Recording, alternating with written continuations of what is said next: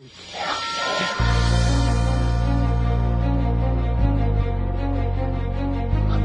out there.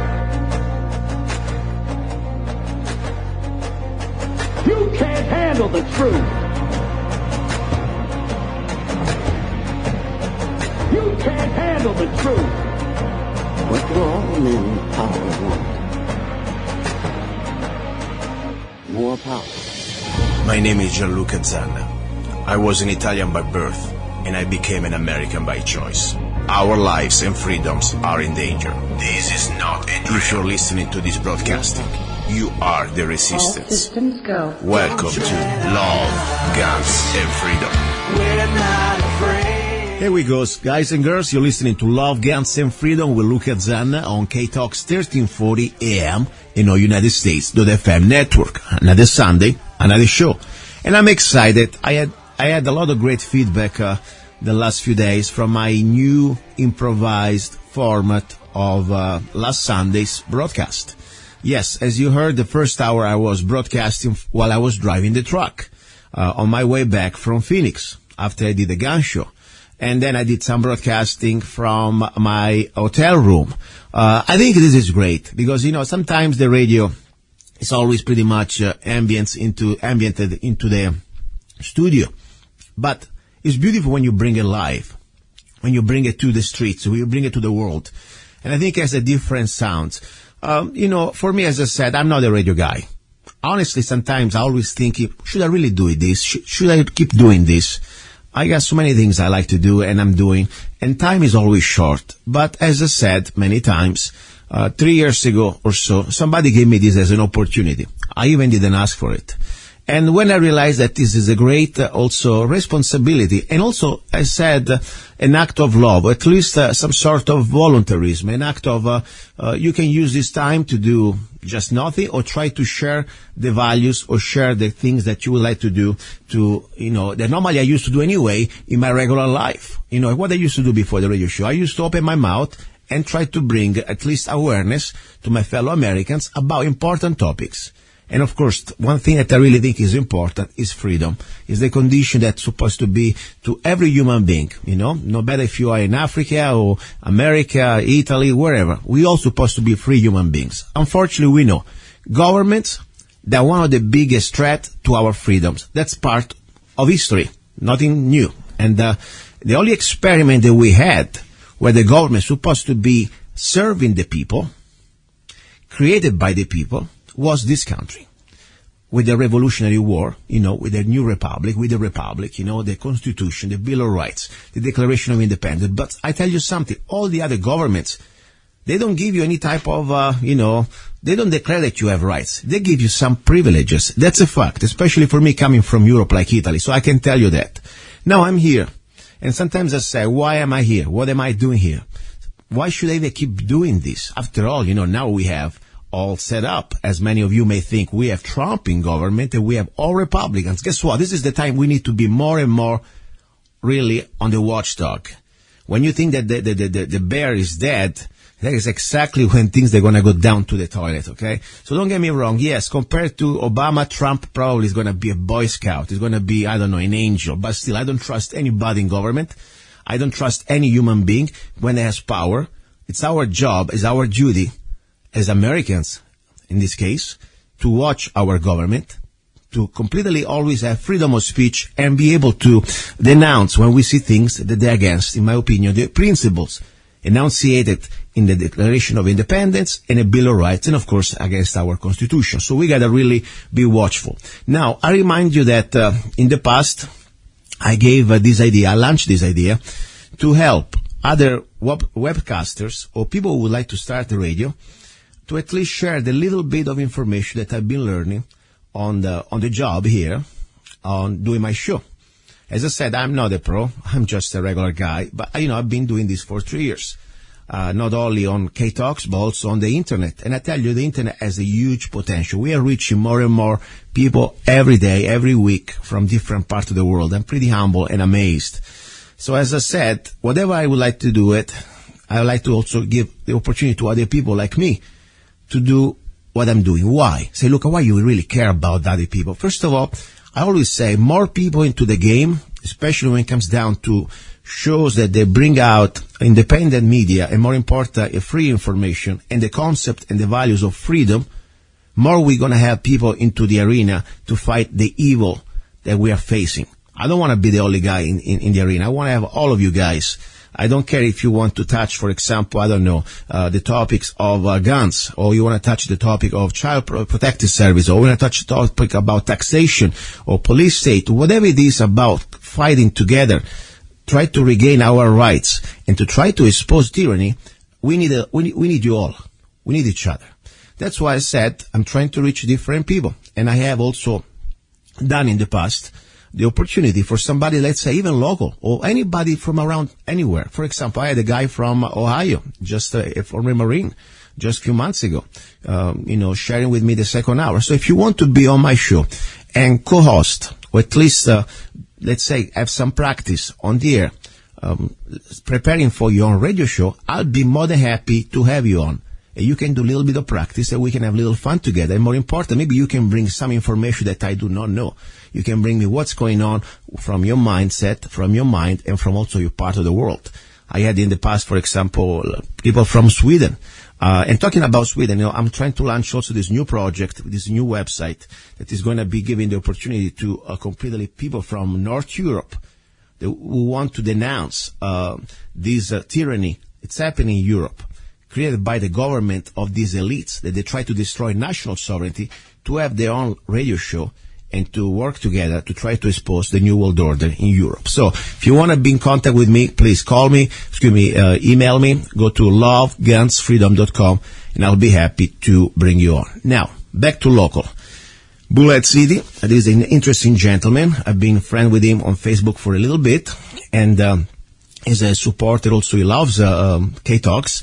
He created, I guess, a page about Friends of KTOX. That's great. And he has a past as a truck driver and now lives in Bullhead. And I know he wants to start his own radio show. So here I am. I'm just trying to do what I preach. Okay, so I would like to give him the opportunity to introduce himself and maybe co-host this part of the show. Let's see what he has to say. Jesse from Bullhead, are you there?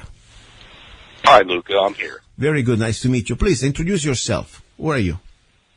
Okay, my name is Jesse Moreno, and I'm getting feedback in the phone here. I don't know why. Try again. Let's see. Maybe the aliens. Try again. Hi, Luca. Yeah, that's better. Better. Okay, go ahead. Okay. I just want to take this time and opportunity to thank you for giving me the opportunity to be a guest on your show, Luca. You're not going to be the guest. You're going to be the host right now. You're going to host the next 10 minutes. I will shut up, and you're going to be like the host. The only thing you have to remember that you are the host of Love, Guns, and Freedom, substituting Mr. Zanna, in this case, luca-zanna. I don't want to call myself Mr. It's kind of almost funny. But anyway, and you talk about everything you want, only two exceptions. Please do not talk about football or sports, because we don't do that here. People can talk after the show, or nothing about Kardashian and stuff like that. For the rest, everything between love, guns, and freedom, you're welcome to do it. Of course, I may ask you some questions when you bring your topics, and anything goes. We have no censorship. Only thing we have to comply, as you know, is the FCC rules. Since we're also on the air with KTOX, we must always try to be a family language. Okay, that's it. For the rest, there is no censorship. And I want to thank again the owner of KTOX, like I used to thank also the former owner of KTOX, because I tell you, sometimes I always wondering, wow, I say things on this show that I know there is no other commercial station in the tri-state area that would allow me to say what I say here. And don't get me wrong, I don't like to go out and start to, call people names or things like that. Whatever I say, I always back with facts, and I always stay behind the words. I calculate every word I say, even when it sounds a little harsh. But I tell you, KTOX I think is really so far the only station that is beyond party allegiances, and I have complete freedom of speech. And I've been having on the show everybody. I had the Zionists, I had the anti-Zionists, I had the Muslims, I had the atheists, I had, oh my gosh, the communists, I had the fascists. I mean, this is the place where we can have a civil debate no matter where you're from. Doesn't mean that I'm going to agree with you, but at least we can talk in a civil way, and maybe we can learn from each other. Okay, I shut up. Jesse, this is your show. Go ahead. Okay, thank you, Luca. I just want to I'm glad to have an opportunity to be on your show, and for allowing me to discuss my vision for a new radio show that I have in mind. I don't have any radio background as far as that's concerned, so I just want to take a few moments here to tell you a little bit about myself and my background.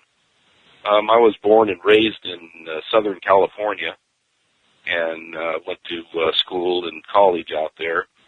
And at age 17, I got a job at a major supermarket chain, and I worked there for about a year, and did different things inside the store as far as store level is concerned. But I knew that wasn't a job for me, and I didn't want to make a career out of that. So at the age of 18, I asked the store manager if he could set me up with an appointment to go see the warehouse manager where the supermarket chain had a distribution center.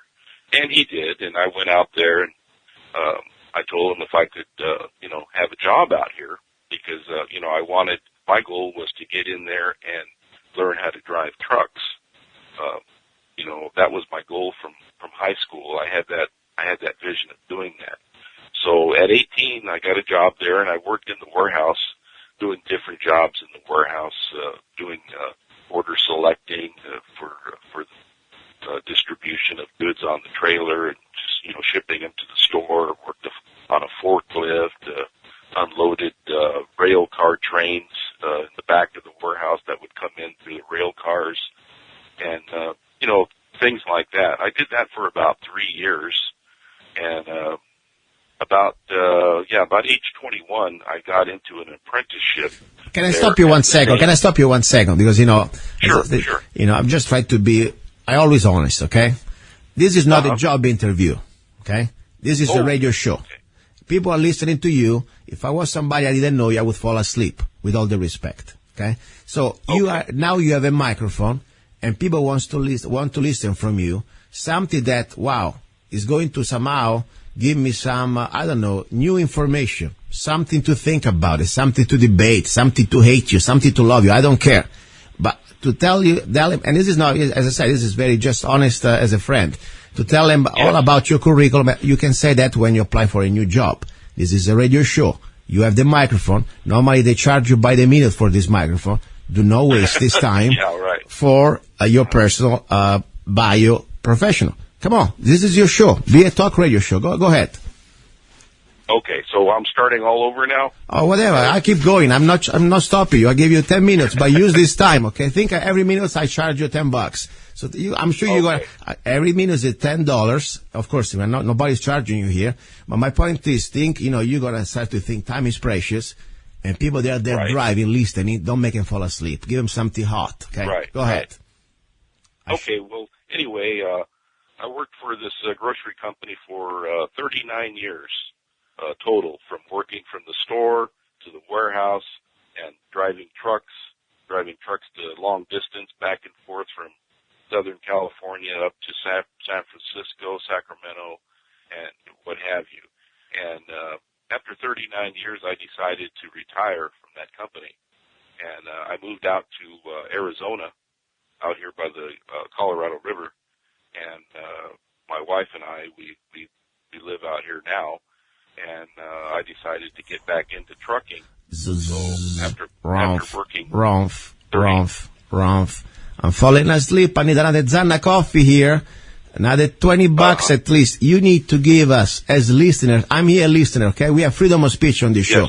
Every listener can call in, and, I don't censor anybody unless they cuss.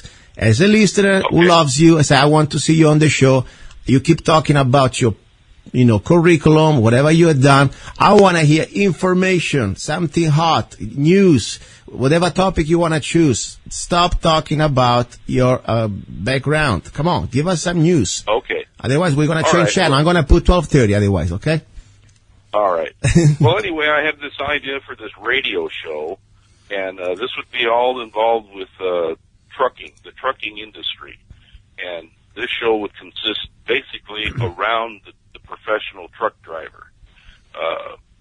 There are other people that are involved in the industry, mechanics, people working in the warehouse, supervision and all that. But it basically will be around the heart of the truck driver. And this format would have a weekly show that would have. Let me stop you one second. This is great. You are trying now to give the idea of what show you're going to do in the future. Maybe I wasn't clear enough with my Italian accent. This is your show right now. You are talking to your listeners for 10 minutes. You are leading the show. This is your track show about freedom. I don't want to hear about changing tires or what type of engine, okay? This is about mostly, as I said, related to freedom. So think for a moment that you're talking to your listeners, and no, I don't want to hear any more about what you're going to do next month or next week. This is your show. Love, Guns, and Freedom. Now it's hosted by Jesse Moreno for the next few minutes. And you're going to talk something about your expertise, of course, if you are into trucking. Give us some beef and potatoes about what comes down to the trucking industries, maybe related to the federal overreach of government or the state ADOT that I can't stand, and anything else you can tell us about to make us feel good for a moment. What can we do to understand better what type of bureaucracy or maybe what type of really tough times they have to go, the average truck guy, the trucker, to all this world of regulations and legislation. Give us something. This is your show. Go ahead. I don't want to hear about what you're going to do. Go ahead. All right. Well, we as truck drivers, we are the heart of the nation as far as transporting goods across wherever they have to go.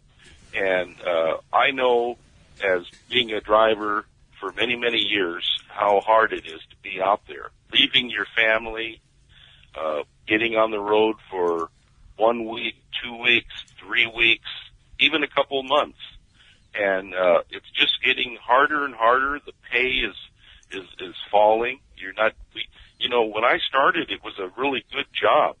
I mean, we made really good money, and it was a career that people wanted to do for a lifetime, drive a truck.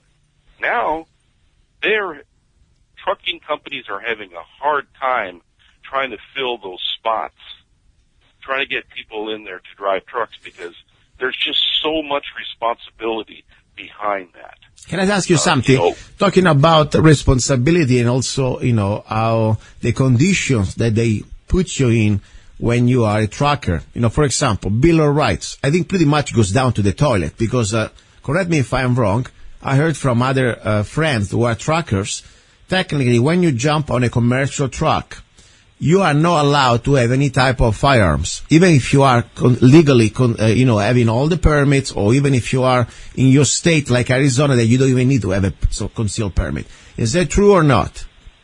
That is true because what it is, it's a regulation, a national regulation from the Department of Transportation, where in a commercial vehicle, a firearm is not allowed. Wow. So even if you have a concealed carry for the state that you're running through, you're going to get in trouble. So, but you know what? Saying that, I know a lot of drivers would carry it, even though it would be illegal to do. Their safety comes first. Well, I tell you something though. They want to make. Yeah, I understand, but that would be for me already there and not to get a job because, it's always funny. When you go close to the federal government, I don't care if it's a federal building or even the United States Postal Service office that is not even real federal, it's federalized, or even when you're going on a commercial truck that is under federal regulations, they always go back to we become slaves. The Bill of Rights goes down to the toilet. Right. Is it weird? I mean, that's supposed to be the United States Bill of Rights, Second Amendment. It doesn't say if you are on the horse, you don't have it, or if you're carrying a truck, you don't have it. That's completely BS. And I'm sorry for all my fellow truckers. Go ahead. Now, there are specialty jobs, commercial driving jobs that will allow it. Yeah. Like, for instance, if you're in an armored truck, You're a commercial driver. You're getting paid for it. You're on the highway, and you're allowed to carry a gun. Yeah. If you're working for a trucking company and they're doing work for the government or for private firms that have high dollar on their loads, and they have specialty license that they can carry. You know what, Jesse? Everything is a high value. Think about when you have a truck full of goods, like even Walmart, okay? Regular junk. That's hundreds of thousands of dollars, okay? I mean, this is just for me selective enforcement of the law. For example, when it comes down to government or government contractors that they carry stuff for the government, yeah, they allow you to have the right to defend yourself. But the regular slaves, for the regular things, you know how many people, they would kill you just for the truck itself in some part, even just for the spare tires. You go in the wrong zip code, they would just kill you for the tires, okay? And for fun. And for sure, when you carry hundreds of thousands of value, and you are completely unarmed, and that's back to the same old story, gun-free zone, that's an insult to intelligence. That's an act of evil, in my opinion, and this is just me talking, not you, of course. Then government is putting law-abiding people, like good truck drivers, to risk their lives, because sometimes, they need to decide they're going to pay mortgage or they're going to have a job. And if to have the job, yes, some of the guys out there, they may risk it. But what if you get caught? Your life is going to get ruined. Because I tell you something, I saw in person what type of hubris, it means a Greek word to be. The point is they have such an arrogance. When I got pulled over, about 3 weeks ago, and I was driving my little yellow truck box, okay, that is not commercial, it's private.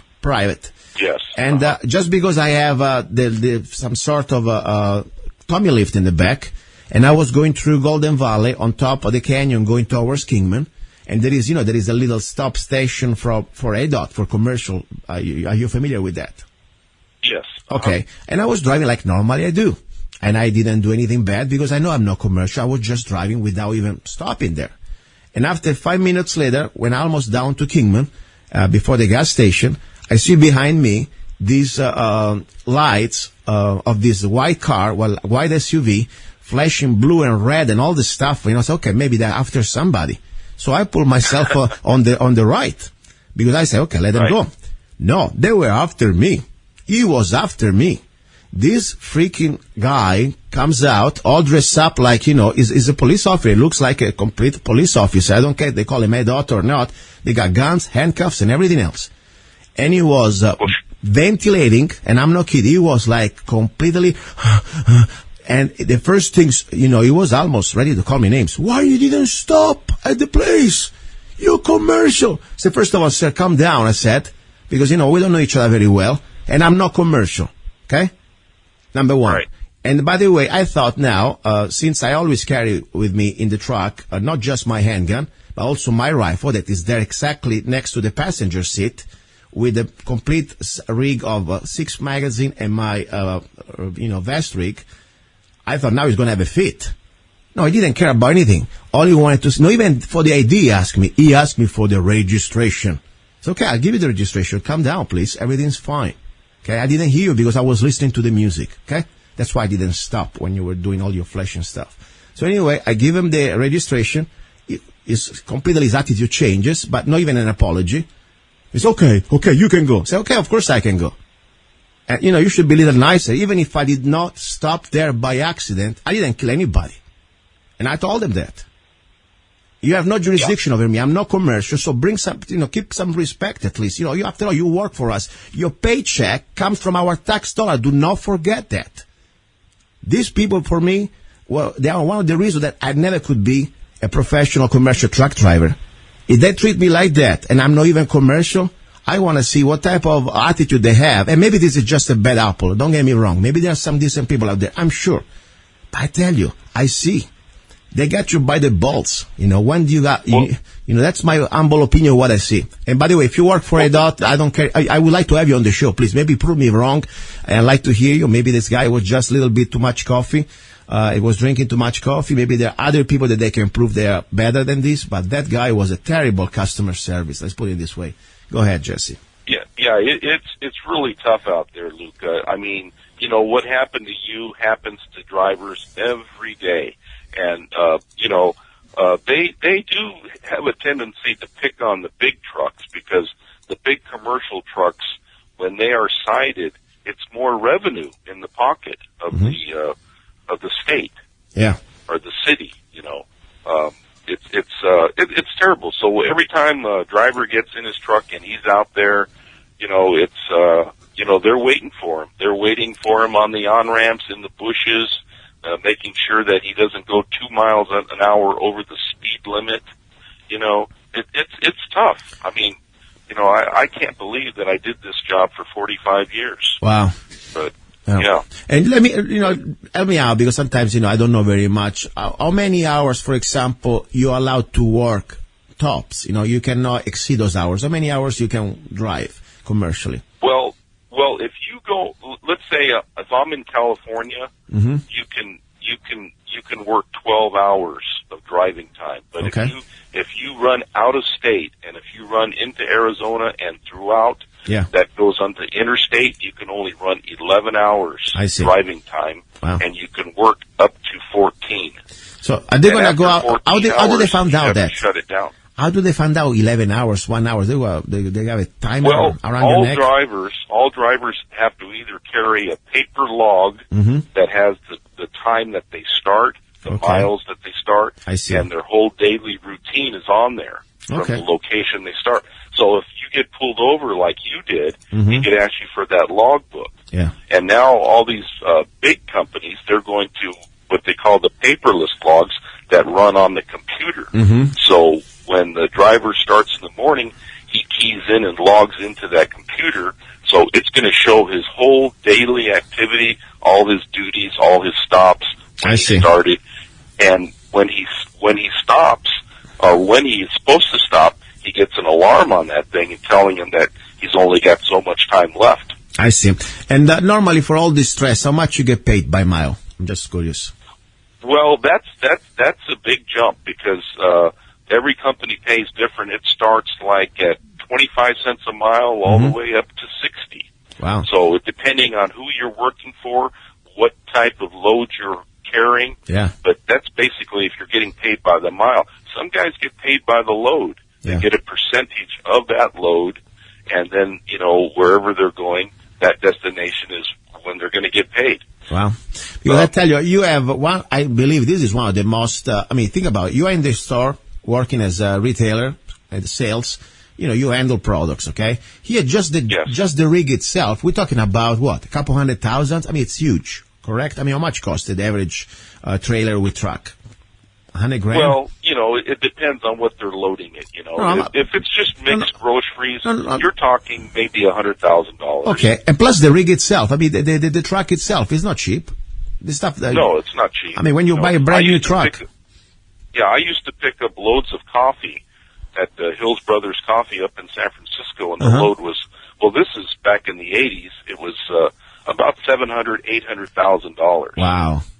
For that one load. Wow. So it varies on what you're picking up. It's a huge responsibility for what they pay you, I'm telling you. Seriously.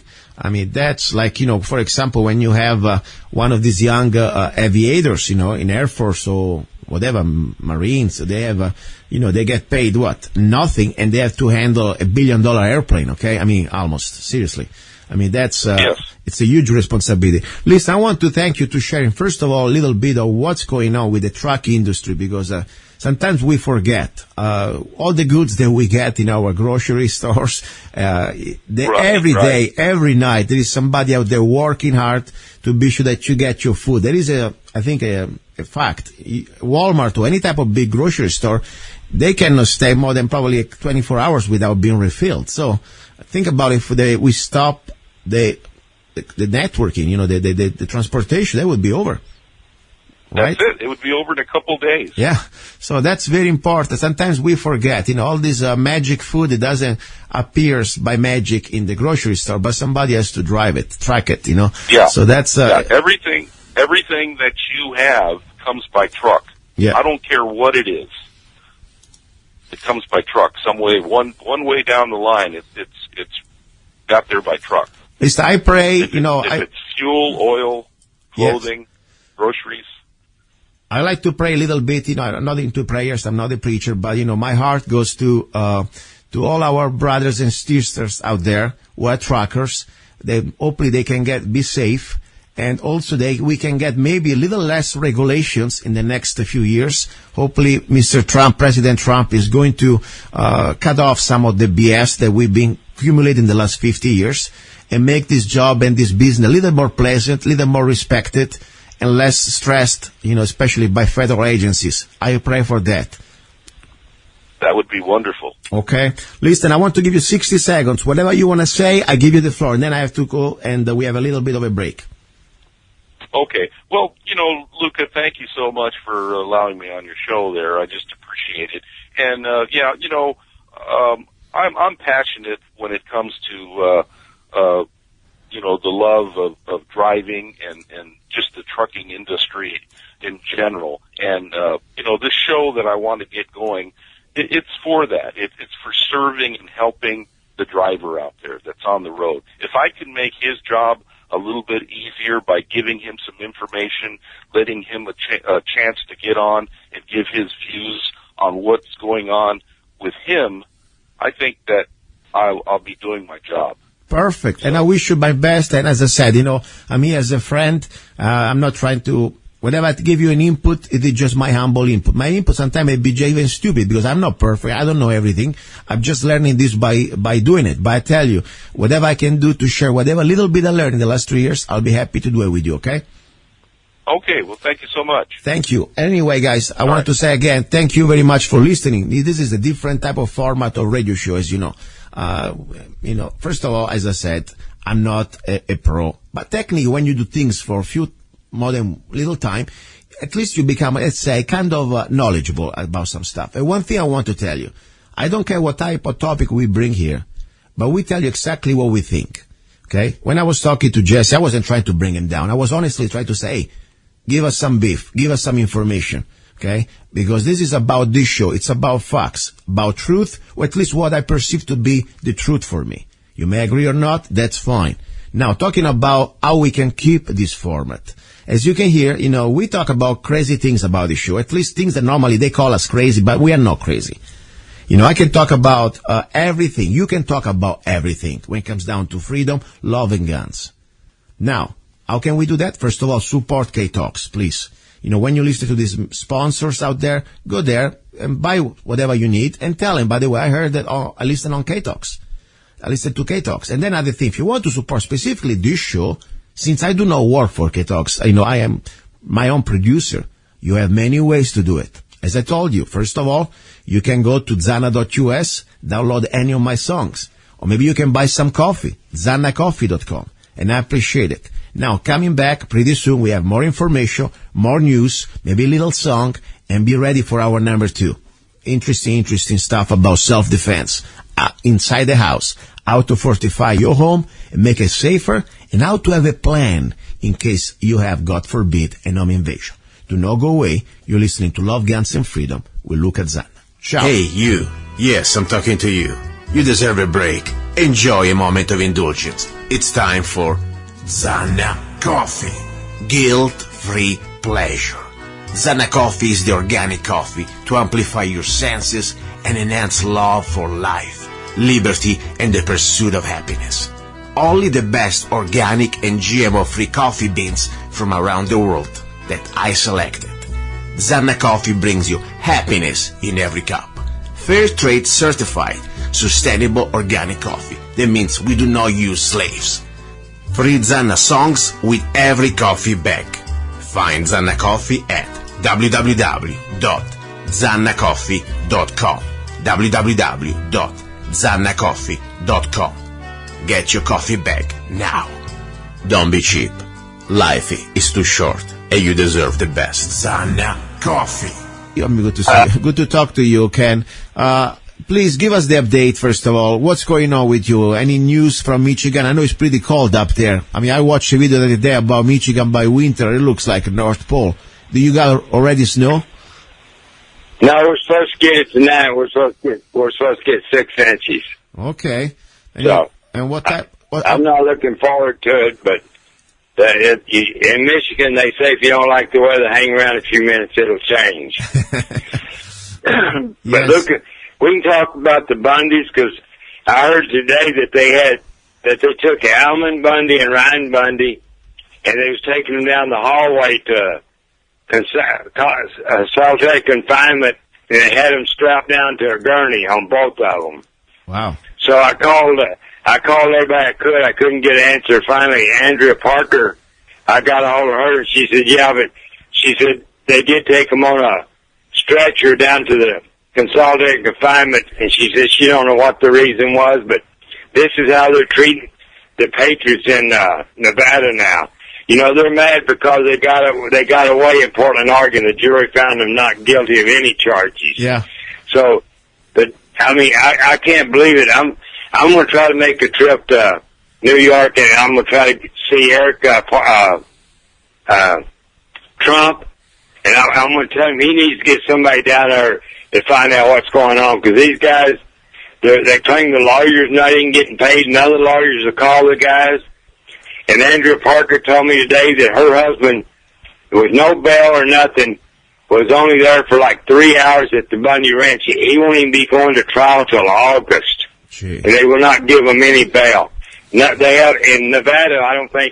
I'm pretty certain I can say it, that nobody has got bail in Nevada.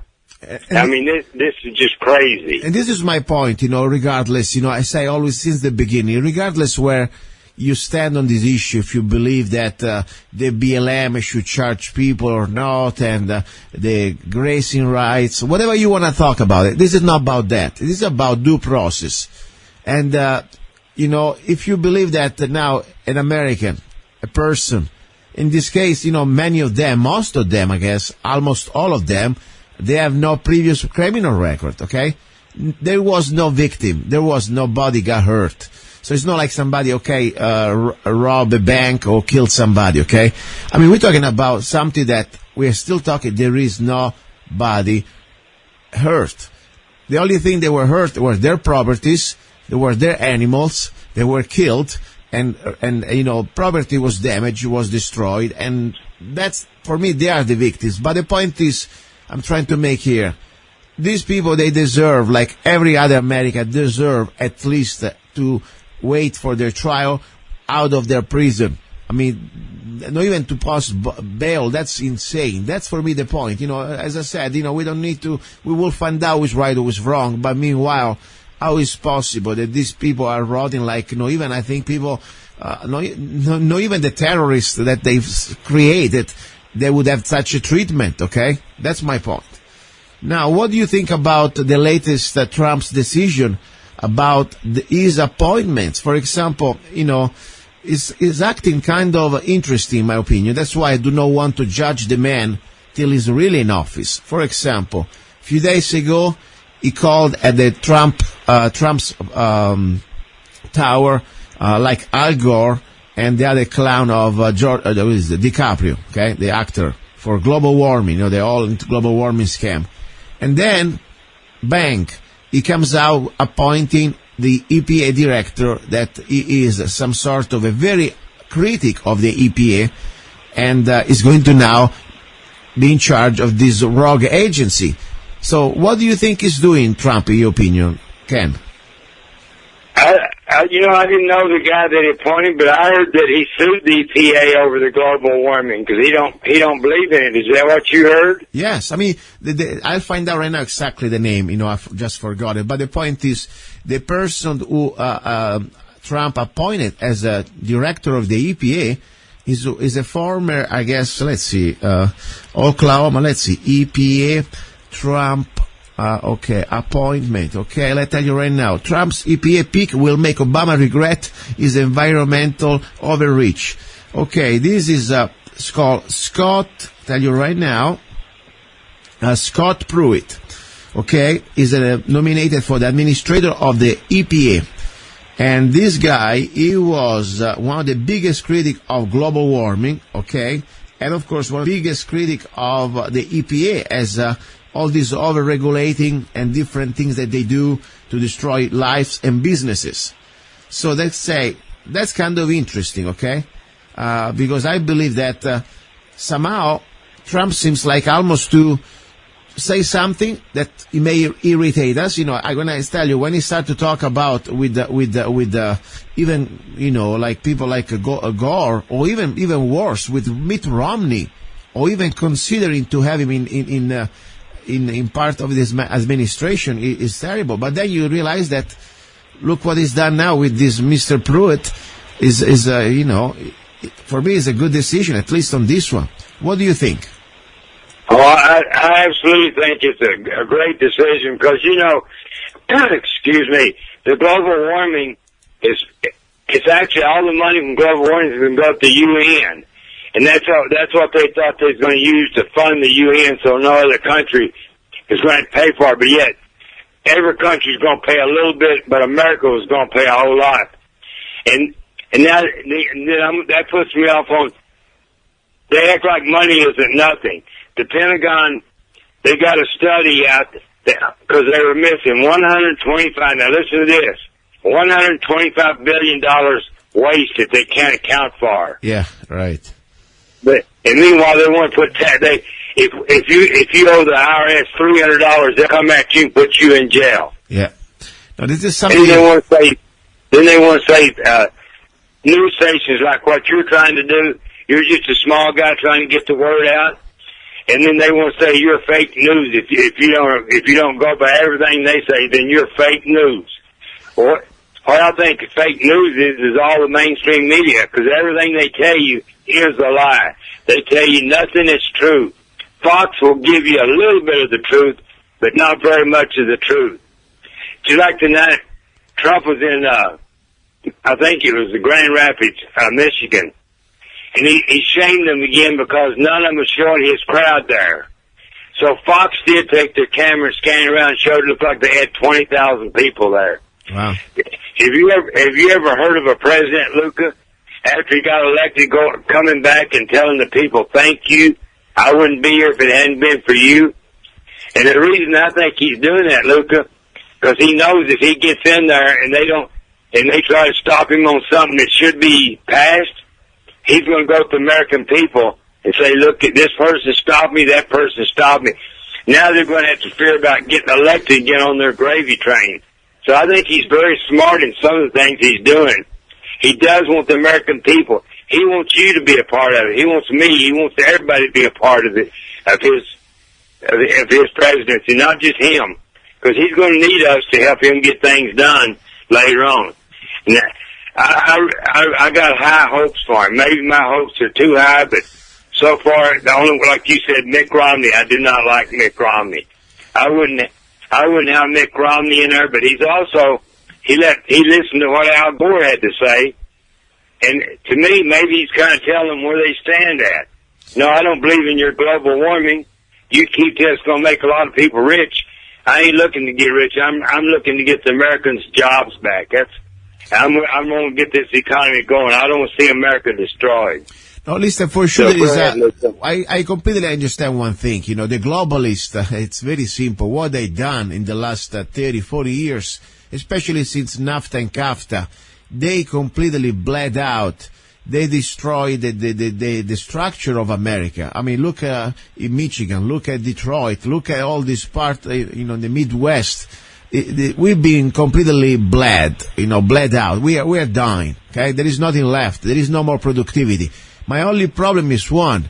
There are different things that the president supposed to do or supposed not to do. The president, after all, is not the king, like Obama has been doing, or even Bush in some levels, of course.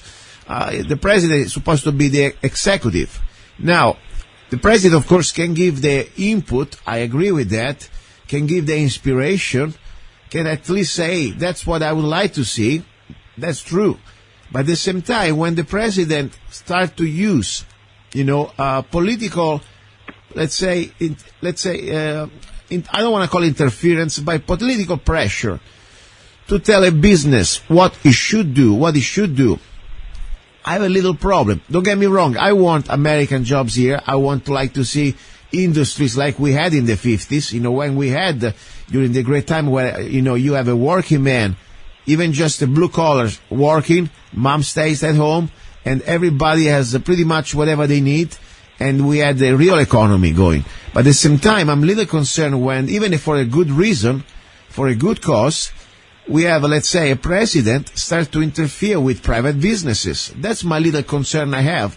And as I said, I don't want to judge the man till he really is in office, because right now, all I can say is still the elected president, and after all, he may know things that we don't know, and maybe he say, let me get in first. Because I tell you, I had a big problem when he started to talk about how Obama is a great guy, and so Hillary, she's a great, good people. I mean, that's made me puke when I heard that stuff. What do you think? Is it playing now a little bit of a game to try to at least have the chance to get into office, or maybe just try to play along with everybody now? I think he said once, you don't tell the enemy what you're going to do. Exactly. So I think that's what he's doing. He's not going to give them a heads up of what he really wants to do and what needs to be done. And he's trying to get along. If he really meant it when he said Obama's a good guy and Hillary Clinton, they're good people, man, I'd be on the opposite side of him right there.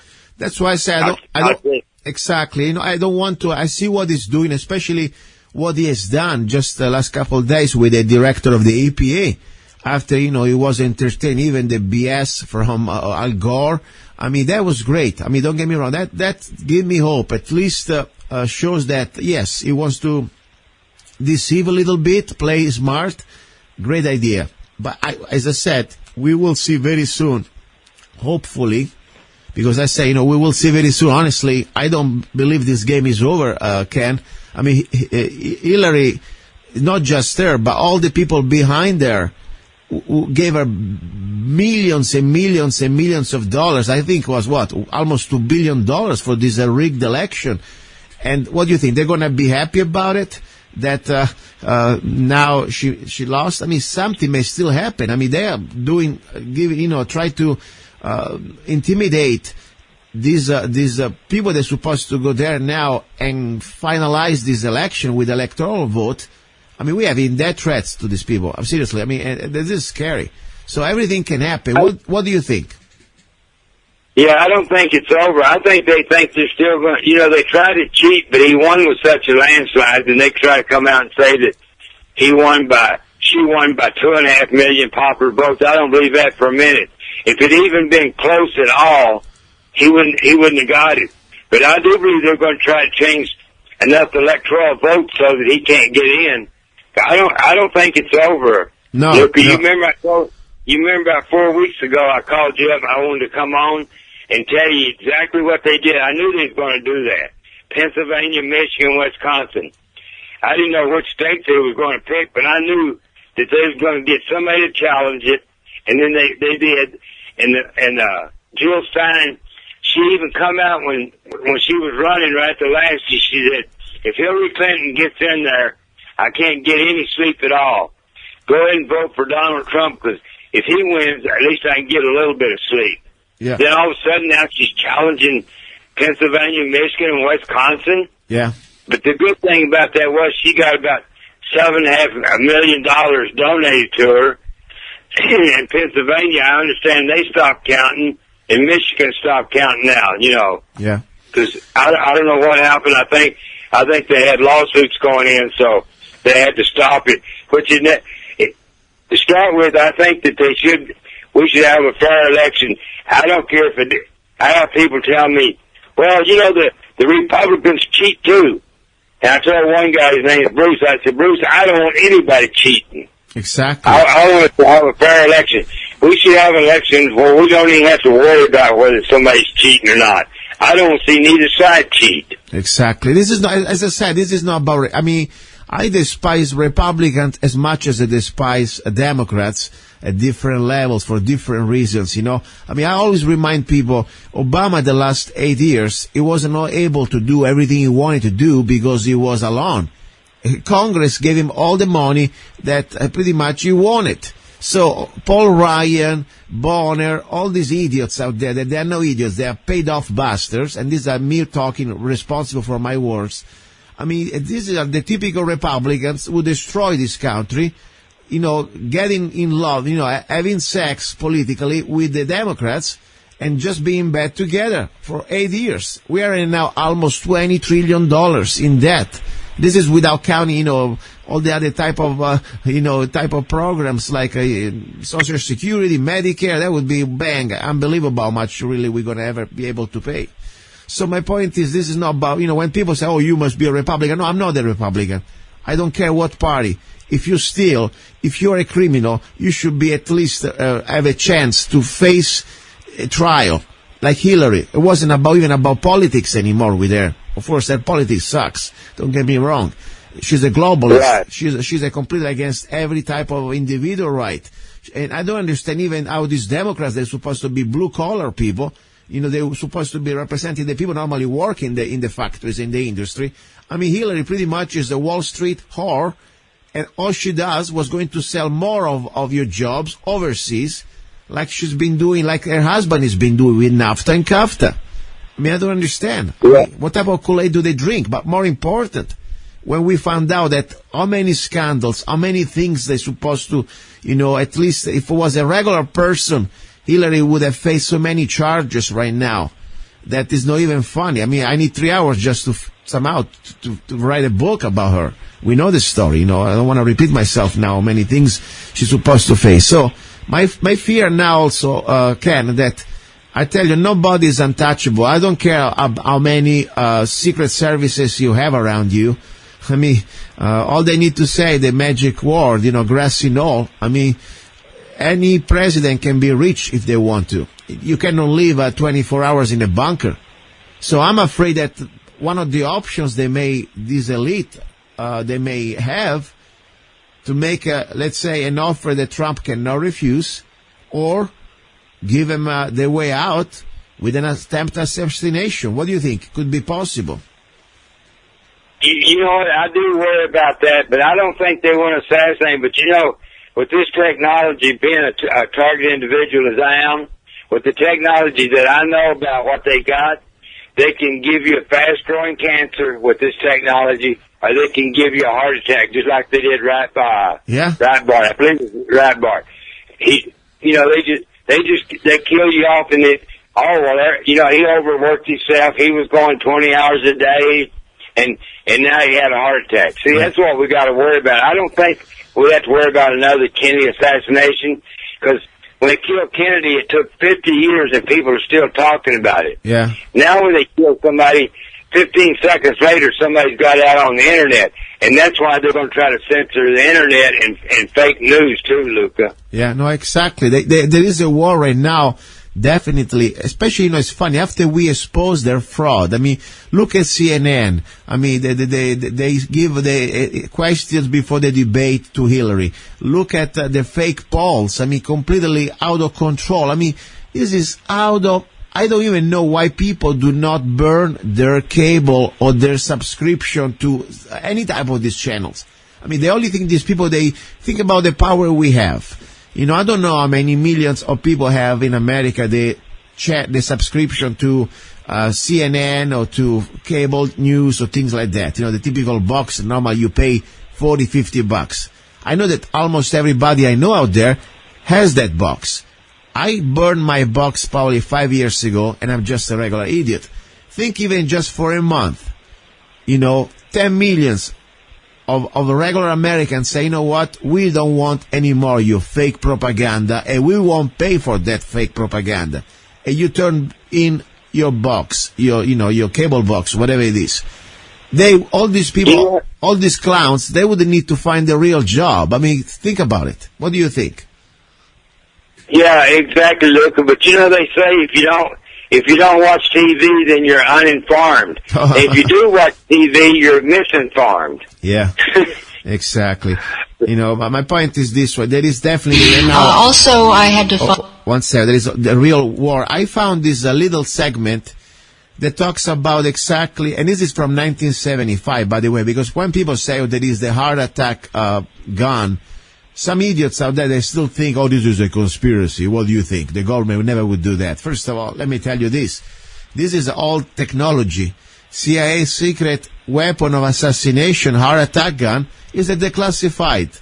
Let me play 1 second this little segment. 1 second, stay there. At one time, they wanted me to find out if there was such a thing as a poison that was undetectable, especially one that seemed to mimic a heart attack, that would kill someone, but it would appear that they had a heart attack. I did find such a thing.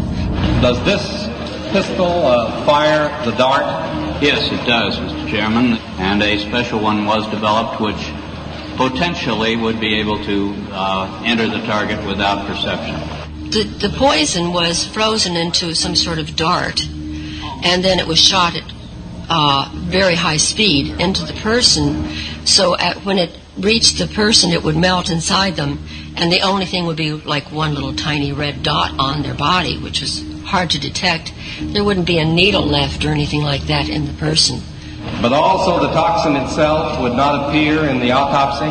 Yes, so that there was no way of perceiving that the target was hit. Listen, Ken, we're almost there. Tell me any other news you want to share. I have 2 more minutes. Okay, yeah. You know, Carol Bundy she rolled her car over the other day and she had some head injuries. And I haven't got to talk to her, but I'm wondering, because they love to do things in car accidents. So, you know, they got all the kids are in jail, 4 sons and her husband. Now they get rid of her, they just go out there and do whatever they want to. And don't put it past this government or this rogue element of a government that wouldn't kill her to get rid of her if they could. But if you tell most people that they stage accidents, they don't want to believe you, Luca. No, listen, the point is, it is not just about the Bundys or about any other specific person. It's also, right now, they want that land. They already sold that land 5 times. Seriously. I mean, the point is, right. The Bundys, they're just the poor bastards that they were there at the wrong spot, wrong time. But they want the land, like the land of the farmers there in Oregon.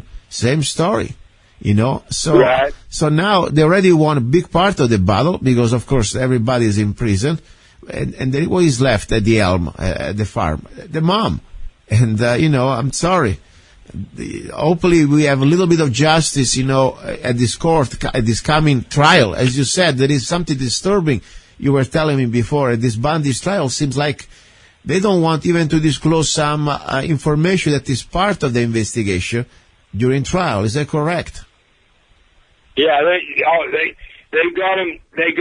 They put a gag order against all of them, and they can't tell anybody what's in the discovery. Wow. Now, so how are you supposed to prepare your case if you can't even talk to the private investigator about what you know? Exactly. Because what I'm understanding, and some of us leaked out that they planned on killing all of us down there that day, Luca. Wow. Listen, I need to let you go now. We have to go to hour number 2, but I want to thank you, Ken, very much for the updates. You're listening to Love, Guns, and Freedom with luca-zanna on United States.FM network. Hour number 2. You're listening to Love, Guns, and Freedom with luca-zanna. This is probably one of my most favorite hours. You know, I like them all. I like the first hour. We talk about freedom. We talk about news and rights. Final hour, of course, is kind of wild. It's love. As you see, many different things we can touch. And by the way, don't miss the final hour. It's going to be interesting guest. But this is going to be something practical today. Like normally I like to do during the second hour. It's about guns. You know, for me, I never own a gun for hobby. For hobby, I like to look at the stars. On top is much more, let's say, affordable. Okay, it's free. Guns, it's a tool. It also, for me, is a symbol. It's a symbol of freedom. I do not even hunt, honestly. You know, I'm not here for hunting. I don't use hunting for sports. None of my guns are for sports. For sports, I like to jog around my neighborhood, or, you know, around my block with my rifle. That's my sport. But regardless, what I say, the gun is a tool. I call it also it's a great equalizer. It's an opportunity and it's a right. That's the most important thing, in my opinion, especially in America. We have that right. The right to defend ourselves, our families, and also our freedom, if we have to, against evil. Simple as that. And you know what is beautiful about gun? Is the most, let's say, democratic, if you want to use that word that I hate, by the way. It's, we're not about democracy, it's about freedom here. But let's say it's a great equalizer. We are all equal. Or at least we all have the equal opportunity to defend ourselves. I don't care if you're an 80-year-old lady, or if you're like, let's say a person with disability, or if you're a single mom. The moment that you have the weapon, you have the right mindset, you have the right, of course, training, you have an opportunity to be equal to the evil adversary that is facing you. I don't care if the guy is 300 pounds and you're just maybe 80 pounds lady. You have the opportunity to be equal, to face the evil and hopefully prevail. And hopefully you don't even have to face it at all, because that's the right way, as General Sun Tzu, the best victory of the general is the war that you don't have to fight. Let's not forget that. Anyway, for me, this is a great opportunity also to remind you that the most important thing we have when we have the right is also responsibility, because with freedom comes responsibility. In Arizona, you do not need to have any type of paperwork.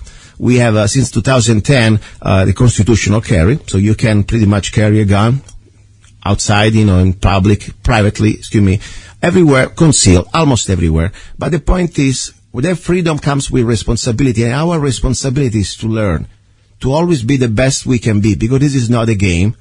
It's a huge responsibility. We're talking about death or life and liability.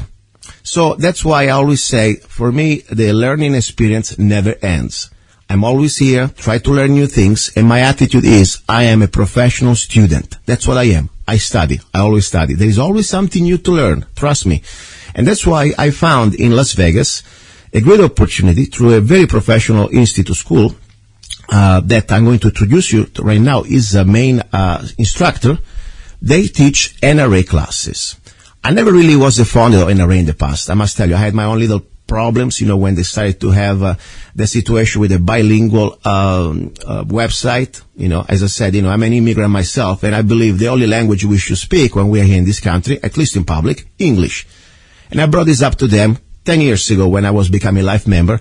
I didn't like the answer, and I got kind of, I just said, okay, I'll move on. I'll join another organization. Then after these elections, I realized how much really we need everybody. And NRA has a great political, let's say, pressure. So I wanted to put for a moment aside my personal, let's say, concern about that philosophy. And I wanted to look at the main core, the core that we need the NRA like we need any other organization out there. And I also wanted to start to reevaluate also their curriculum. That normally I never really pay much attention. I always will focusing on them like a political force, like a lobbyist force for our gun rights. And then I started to realize that they have incredible classes, and they have a very, let's say, different process and different curriculum from many other schools that I attended. Normally I go to train at Frontside or other places like that. And don't get me wrong, it's a great training. But for the basic, let's say, average introduction classes, and the very good information that they can make available in an easy way, I think they have an incredible curriculum, and I really like it. So I wanted to really challenge myself, and I said I want to go through every class they're offering, and at the same time I say, you know what, I would like to share this information.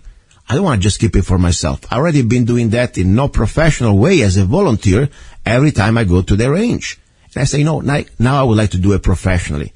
I would like to give the average, person out there who wants to start to get at least safer and acknowledging the responsibility that you have as a gun owner to be more proficient, to be safer, and to be able to enjoy this right. Not a sport, it's a right for me. Anyway, so, I may cut this short, otherwise, you're going to fall asleep out there. I had the chance and the opportunity and the pleasure to meet this instructor from Las Vegas. He's an NRA instructor, and I attended already several classes. When you see me on Facebook every Sunday, I live here about 5 o'clock, 5:30. You know where I'm going now. I'm going to study. That's my Sunday, entertainment time. I go to study, and I try to learn, and I try to, also go through this process and try to also qualify for my little new accomplishments. And one of those, I was able to do the range safety officer class. I was very happy about that. And I did the NRA basic pistol instructor class, and did that. And I'm doing other classes.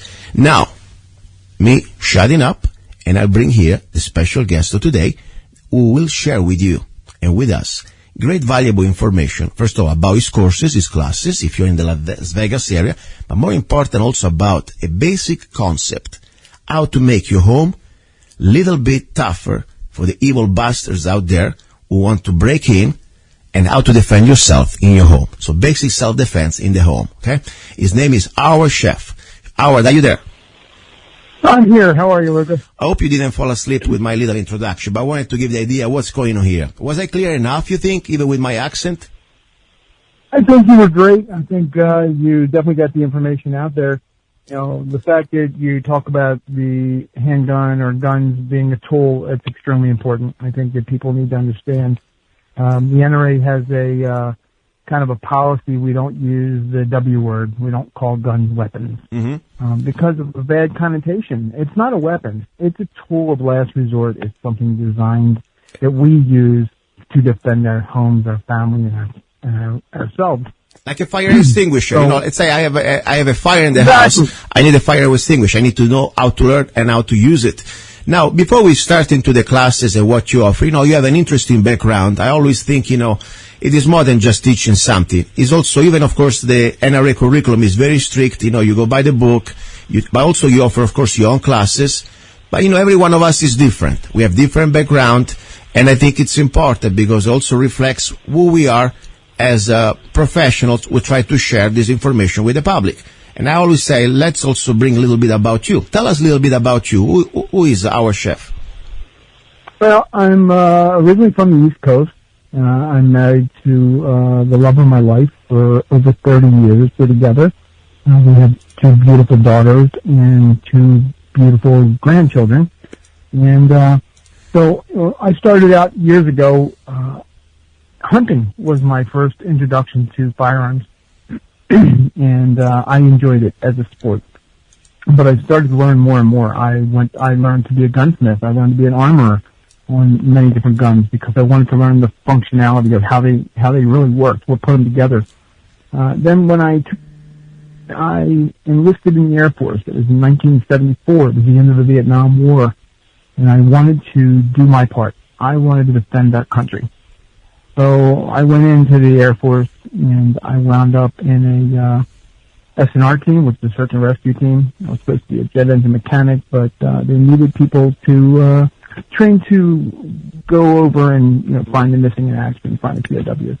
So I trained for that, and I was injured in a training exercise after a couple of years in service. After I got out, I went into law enforcement. I spent 4 years undercover in narcotics division back east, and I learned a lot about firearm safety from being in law enforcement because you don't know what you're shooting at sometimes, and it's dangerous. It's scary. I've been in a couple shootings myself, a couple as a law enforcement officer, and a couple personally as a civilian. So it's an interesting learning experience when that happens. The things that happen and all the aftermath that goes through and things that you feel. So I decided as I retired, my family was in the restaurant business for many years back east, and when I retired, I continued my sport, my hobby of firearms, and I did like you did. I started taking classes from different places and different things, and I found the NRA. And I realized that they had an incredible curriculum to a point that all of the major, military, law enforcement agencies all have started using a lot of the NRA curriculum. They may rewrite it, but they still use the basics that the NRA uses. The NRA was started in 1876, to help with marksmanship. 1871 or 76? I'm sorry. 71. I'm sorry. It's been a long night. Hey, I'm your student, okay? So I just go by what you taught me, okay? I know. You have the numbers in front of you. I'm trying to remember it off the top of my head. I'm just playing with you. That's good. It started back in the 1800s. Yes. To help with marksmanship because during the Revolutionary War and things like that, the marksmanship was terrible. So that's where it came in. And today, they put a curriculum together. All their courses are considered basics. They don't do really advanced classes. They're considered basics. They're to start the foundation of how to, from the point of how to hold a gun in your hand properly, how to stand right, how to, all the fundamentals needed to get you to be a good marksman. And that way, if they decided that if they gave you a good foundation, you can build upon it any way you want. Like going to places like Front Sight or other organizations around, or even myself, we do have some advanced training that we do. Because of my law enforcement military background, I do have some experience in that. Let's talk about your school before we go ahead. People, give them the website. Give us the website or phone number. At least people can browse your courses. I know you have a beautiful website. Go ahead, please. Okay. So the name of the company is Safe Direction Firearms Training, and we have the website is the name www.safedirectionfirearmstraining.com. And you can find all our courses there. You can find information about myself as well. You can learn a little more about the NRA and things that we do at that website. Our local phone number is 702-524-2322. And like Luca, you travel from Arizona. We have people that travel from California to see us. We have people that travel from Utah. That's great. Now let's talk a little bit about, we were talking about pretty much the opportunity for people, of course, to start to learn the basics. And then, of course, this is just a radio show, okay? We're not trying to give you a lesson here or a class, but at least basic common sense tips for gun owners that are right now, for example, in their homes, and, try to figure it out. What if somebody, an evil person out there, tried to break in a home invasion scenario? And, Sunday is funny because we're going to go through pretty much the class of self-defense in the home. And I thought it would be a good topic anyway that you can share with us. And at least, just some basic ideas that probably many people may say, I know this stuff. But, the point is you never know. Because I tell you, I always say, even whenever I think I know something, I really know that I miss always something.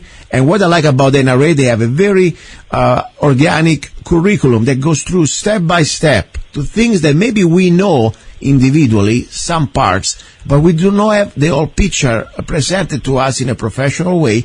And then we can train, because under stress, we're not going to say, hey, wait a second, what should I do here? No, you already have been training, going by the book from A to Z, to all the possible scenarios that you can try to imagine. So give us a little bit of, let's say, some food for thoughts about how to defend ourselves in our home and how to make our home a little more, let's say, less appetible or, let's say, desirable for criminals to break in.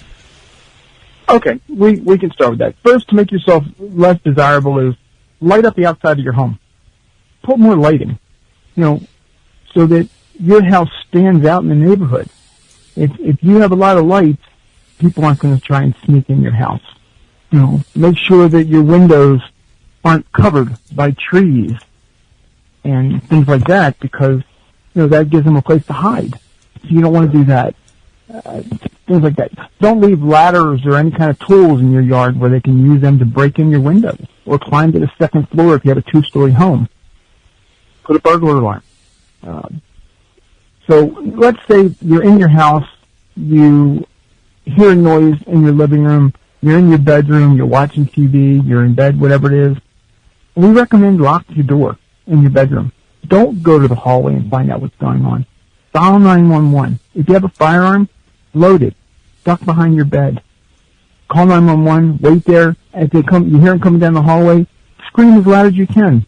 I have a gun. 911's been called. The police are on their way. Leave my house. If you come any closer, I'll shoot. By doing that, you've accomplished a couple things. One, you told the bad guy you're going to shoot him if he comes any closer.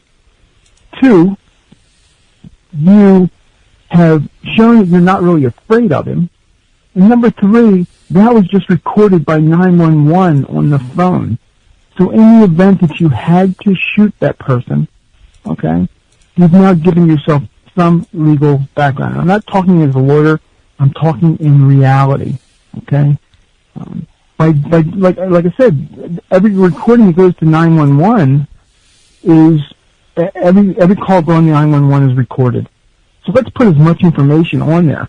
But we don't want to go down the hallway. There are people out there that are training civilians to go down their house and sweep the hallway and look for what's in their house that's making noise. Well, you don't know how many people you're going to confront. You don't know what you're going to find. So why not make yourself in a safe spot, a place you're comfortable, that you know and you control? We recommend build a safe room. The NRA talks about it. We do another course, not only the personal protection inside the home, but we have a course called Refuse to be a Victim. And it's actually a seminar. It has nothing to do about firearms. It's all about home protection and protecting you even when you're out, how to be more aware and things like that. And in there it talks about making a safe room. The safe room doesn't have to be anything fancy. It doesn't have to be like you see on TV where it's got electronic doors and, you know, it's bulletproof walls and got cameras and all kind of stuff. No. Make your bedroom your safe room. Make your master bathroom, if you have one, your secondary safe room. Change the hollow door into a solid core door so it's harder to go through. Keep supplies in there. Keep a flashlight. Keep an extra cell phone. Any cell phone that will power up, whether you have service ordered or not, can dial 911. It's a federal law. Okay? So take that old cell phone you have from the 1970s when they first came out, or the newer one from the 1980s, whenever you have it, plug it in. As long as it powers up, you will be able to dial 911. Keep that as a spare. You know, if you have a gun, keep a spare gun, keep spare ammunition, keep water, keep food, little snacks. Keep a spare set of keys to your house. So that if somebody broke in and you locked yourself in the room, you can, when you're talking to 911, because you're going to be on the phone with them the whole time, they're not going to hang up. And they say, the police are outside, your door's locked. You can say, okay, come around to whatever side of the building you're on. I'll throw a set of keys out the window, and that way they can get in, because the bad guy locked the door behind him. He's going to, because he doesn't want anybody sneaking up on him. But that gives the police an opportunity to come in and protect you. Get one of those little glow sticks, the ones you break in half and they light up. Hook your keys to that, so if you have to throw it out at night, the police can find it. Come up with a passcode. You tell the police, I'm not coming out of my safe room unless the police tell me this word, because I don't know if it's the bad guy at the door. You make the same password with your family. My wife and my granddaughter who's lived with us, we always had that thing. If somebody were to break in the house and I wasn't home, they would go to our safe room. The only way that safe room door is going to be open and my wife's going to put the gun down is if she hears the private password that we've come up with to ourselves. Nobody knows it but us. So if I knocked on the door and said, hey, it's me, let me in, if I don't give her the password, she won't let me in. If I open that door, she's going to shoot because she's defending herself. And that's the way it's trained. So we do the same thing with the police. Just because someone knocks on the door and says, the police, I'm not going to open the door. I want to make sure it's really the police. So they need to know a password. You tell them 911 on the phone, tell the police I'll come out when they give me this password. Yes, that's a very good idea about the password. Yeah. Probably everybody say we know, but I always like to say no. Sometimes all I want to reach somebody that maybe doesn't know. So I like always to go in topics that could be easier or just already available out there. The difference between concealment and cover in the house, how can help us, and why we should always study, at least go around our place, our home, before things happen, and start to understand the layout of our home. So what is the difference between concealment and cover, and what should we do when we have time, in our spare time, around our home, to start to practice a little bit? Well, first, actually, Luca, I should ask you that question since you're the student currently and you're taking the class tomorrow. Okay. But the difference between cover and concealment. Concealment is just what it is. It will conceal you. It'll hide you from the bad guy. It'll make it so he can't see you. It could be a shadow. It could be the sofa or the chair that you have in your house. Now, cover it also conceals you, but it may reflect a bullet. It may stop it from penetrating through. It could be something like a solid wood cabinet, big oak cabinet you might have. old-style refrigerator that was, the old ones were made of steel and they were pretty strong. New ones are kind of plastic, so you might want to be more careful. But, you know, if you have a safe in your house, even if it's a gun safe, you know, that could definitely be covered because it's thick and heavy and it may deflect a bullet.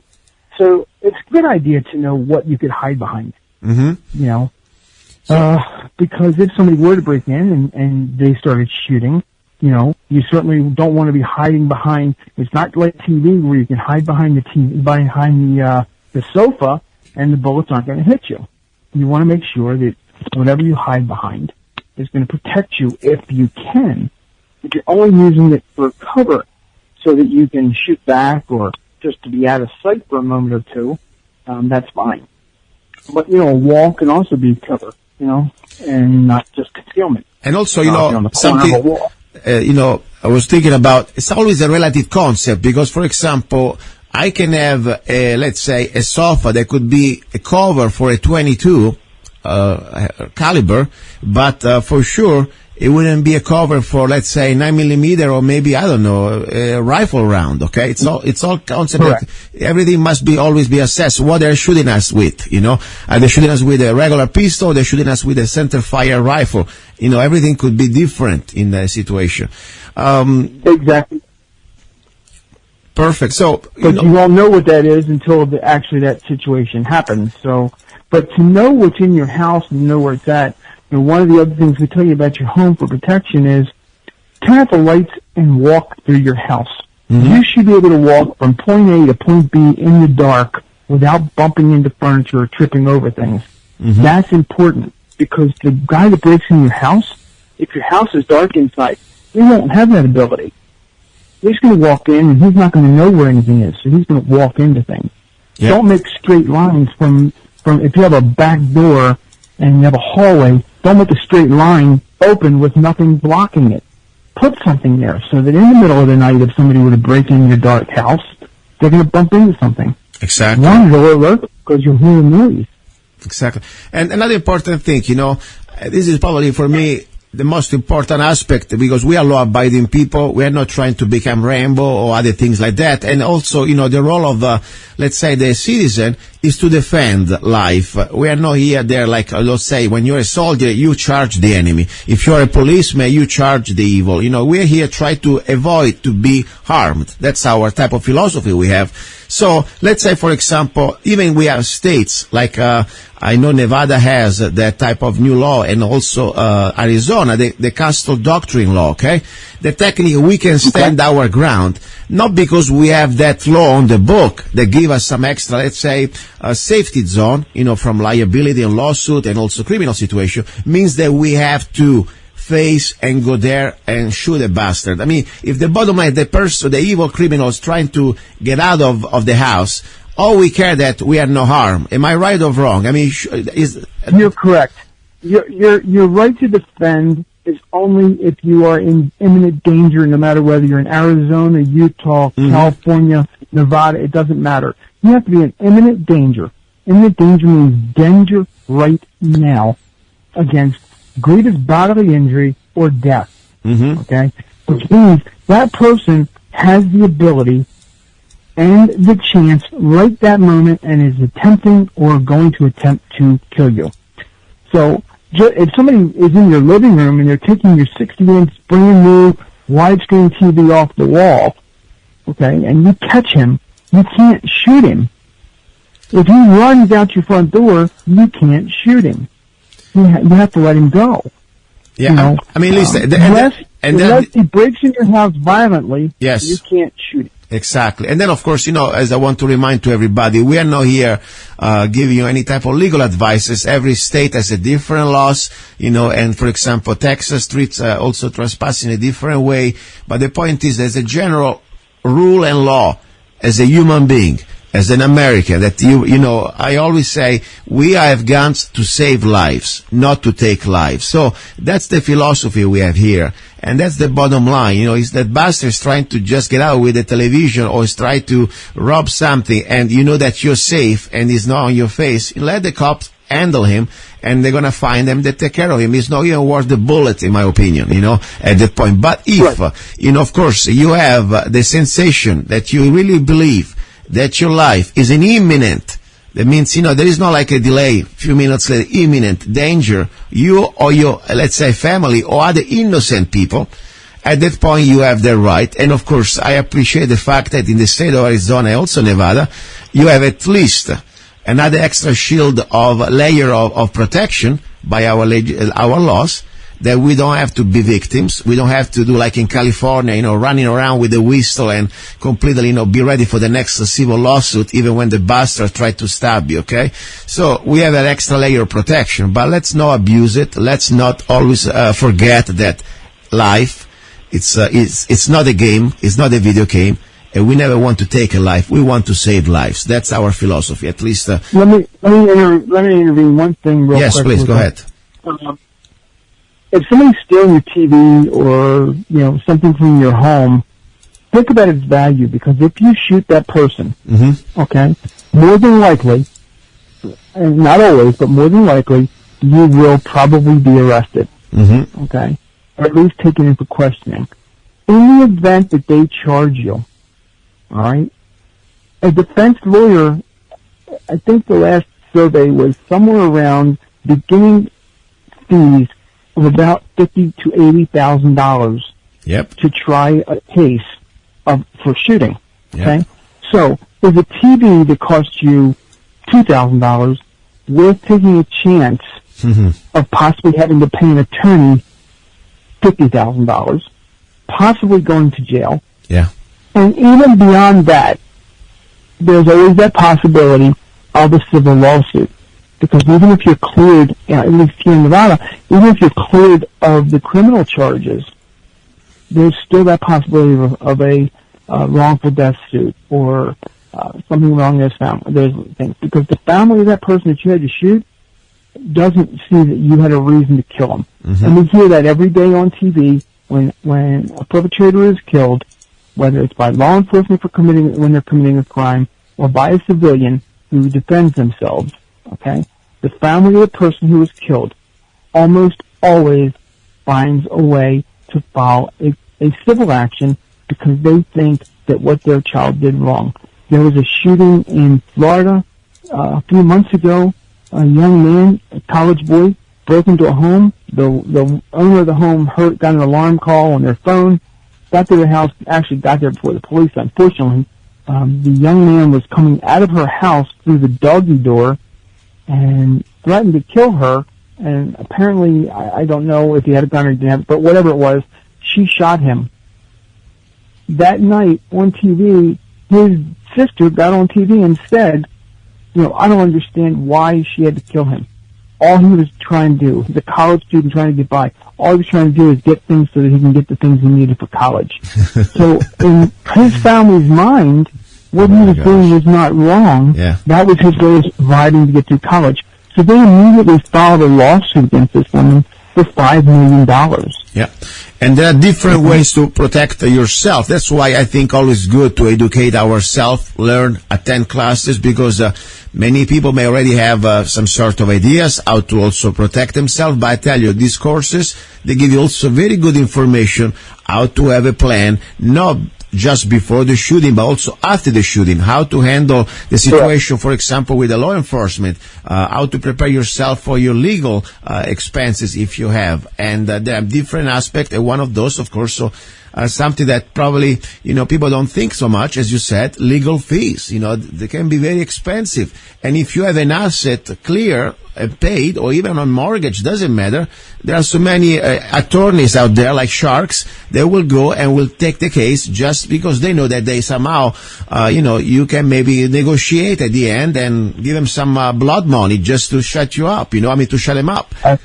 So it's good to prepare and to have a plan, in my opinion, for example, for when the moment that you carry a gun and you accept the idea that you will use it in case you are forced to, you must have a plan also to defend legally yourself and in every way. Now, briefly, there are so many things, I don't want to go too much into many details. What is the best way you would suggest to be prepared as for legal defense in case you have to face the consequences of, let's say, an arrest or even charges? Okay, so there are multiple groups, companies out there that offer defensive shooting insurance. And insurance is designed to protect you in the event that you actually have to use your firearm. They will make sure that you have a lawyer. They'll make sure there's a bail bondsman. Depending on the level that you purchase as far as insurance, will depend on the coverage. I mean, there's, the NRA has second choice, and then there's, legal fund, and there's a few other ones. I personally use, USCCA, United States Concealed Carry Association. I find that, they offer me, the coverage that I'm looking for at a reasonable price. I think it's like $360 a year, and I have full coverage. Up to, I think, $1 million in liabilities and stuff like that. But they cover criminally. I know people who have actually had to use them. I personally had to use them once. Actually, before I ever got to the police station, the lawyer and the bail bondsman were waiting for me. So, there's definitely opportunities to protect yourself. Yeah, and another thing also, I would like to say, this is just my 2 cents input because, as I said, I'm not a legal advisor, I'm not, any type of attorney, but my personal experience, the moment that you have something you name that you are afraid to lose, you have something to lose, okay? So I always say, there are many legal forms out there, legally, I'm not talking about to do anything weird, that you can shield yourself and your properties and your values. That at the end of the day, you're supposed to own, in my opinion, as an individual, almost nothing. I mean, seriously, all I own is a used car, okay? And the rest is nothing. And there are ways. And I just give out there a keyword, and people can look at that. As I said, I'm not giving any type of legal advices or financial advice. Go get your CPA, talk to him. But I found for me it works. It's called Family Limited Partnership, okay? State of Nevada has a very strong legal form as this one, also Wyoming, and it's really powerful, in my opinion, and you can defend your assets in a legal way, that if tomorrow, let's say there is some lawyers out there that try just to milk you down, guess what? They ain't gonna find anything. That's the bottom line. So that's pretty much, and of course I like the idea of USCCA. I think it's a great plan. I love that because I think legal fees you still need to have preparing yourself, especially in criminal, in every way, but criminal especially, you're not going to play around with that, and by the way, I always say, we're here to give you a service, listeners, and education, but also we try to help each other here, okay? I mean, Howard, there's a guy, he's a working man, he works very hard, I see him doing classes. And if you have to join the USCCA, okay, go to usccaclassoffer.com. Please put his affiliate number 6346. 6346. I mean, at least, he's going to get a couple bucks for himself. We try to give you good information, and we try to provide a professional service. At the same time, I believe in free market. This is not the government. We never extort your money with a gun on your face. We always politely ask you your support. So if you join the USCCA, go to usccaclassoffers.com, and you can put the affiliate number 6346. So Howard's going to get a couple bucks for that, and that would be helpful. And also, I would like to remind there are different plans. What you were talking about, that was the Cadillac plan, correct? I mean, what you got, but there are also top of the line plan. Yeah, there also, what is the silver plan? I think it's a little less expensive. It's about, what, 50? Yeah, I think you have one that's like $20 or $15 a month. Yeah, $15 a month. It's a couple of stupid coffees at Starbucks. Of course, you can always save money and get also the Zanna coffee. But if you want to get the good service for a potential, legal representation and insurance, I think USCCA, it's a great thing. And by the way, I'm going to join myself probably this week. Now that, it's, as I said, the never-ending learning, and I appreciate it for you sharing this information because I think it's a great exercise. So one other thing real quick about the USCCA, there's a couple things. Yes. Yeah, I did get a couple dollars, there's no doubt about that. But by joining and using that code, you'll get some free video training that they send you by email that you can watch to help you increase your your skills. Wow. They give you skill things. They give you a lot of other information they send you by using that code. Because I'm an affiliate instructor, they want to make sure that we give more information for that code. It's extremely important. The other thing is even though it's called the United States Concealed Carry Association, they'll cover you if you're in your home. So if you only have a gun in your house, yeah, and you're not carrying it outside, if you have to use it in your home, it'll protect you. Yeah. And it will also protect you if you carry it outside. So it's extremely important to remember that. Again, my website, I'm going to give you a new short version that we have, and it's NRA Classes NV for Nevada. So NRAClassesNV.com will take you to our website, as well as the other one that I gave you. Perfect. I appreciate it. That's great. Listen, I want to give you the floor. I am almost out of this time for this segment. You got 2 minutes. Whatever you want to say. You want to go talk about classes, pitching something, politics. It's up to you. We have complete freedom of speech on this show. Go ahead. Howard Scheff from Nevada. Go ahead. All right. Again, my company's name is Safe Direction Firearms Training. We give a full gambit of training, starting with the basics from the NRA. The most important thing to remember is that your shooting skills are a diminishing skill. If you don't practice, you will lose your skills. It's important to practice. Don't just go and shoot at a piece of paper and think that you're a good marksman. Start shooting at that piece of paper and looking at it as a threat, because that's what you want to do, is defend your life or your family. So you need to start shooting at a threat. Don't worry about hitting the center of the target. Hit center of mass. Make sure you just hit that target in a spot that if it was a person, it would stop them. That's the important thing. A lot of people think that if they can take the red spot out of the center of the target, that they're a winner. Well, yeah, you are, except I've never ever, in the years I was in law enforcement, in the years I've been on the street, ever seen a bad guy with a big X on the front of his chest saying, okay, shoot me here. So learn to practice and learn to shoot for self-defense. Look at every target as a threat. Look everywhere around. Don't bury your face inside your cell phone. Be aware of your surroundings and know what's going on. Don't make yourself a victim. Luca, I want to thank you for having me on your show. I look forward to seeing you in class every Sunday. We have a great time. This Sunday should be a lot of fun. And Thank you. I appreciate the opportunity, of course, to learn all this information from you, and more important, not just to learn, to teach me how to share with others, because, we can learn, and it's a different thing to be able to share in a professional way to the rest of the world. So that's a really important thing you're doing. I appreciate that. Okay, listening guys, don't go away. With a little break, then we finish this hour and more information. And you're listening to Love, Guns, and Freedom with luca-zanna on KTOX 1340 AM. Don't go away. Don't tread on us. Do you want social justice? Now I give you social justice. The Zanna way. Don't trade on us, the Freedom Rifle by Zanna. The most affordable military-grade semi-automatic AR-15 rifle in M4 configuration, chambered in .223 Wild that can shoot both 5.56 NATO and .223 Remington. 4 minutes of angle for just $499, made in the USA. Get your Freedom Rifle now. We need every law-abiding American armed with knowledge and at least one military rifle, ready to defend good against evil. With every Don't Tread on Us rifle, you will get free parchment replica of the United States Constitution, free digital CD, Don't Tread on Us, free ebook, How to Become a Rifleman, free t-shirt, Slaves Are Never Armed, I Am Not a Slave, free 30-round magazine where allowed by the law, free laser engraved ejection port, Don't Trade on Us, for just $499. Go to www.freedomrifle.com, www.freedomrifle.com. Get your Freedom Rifle now.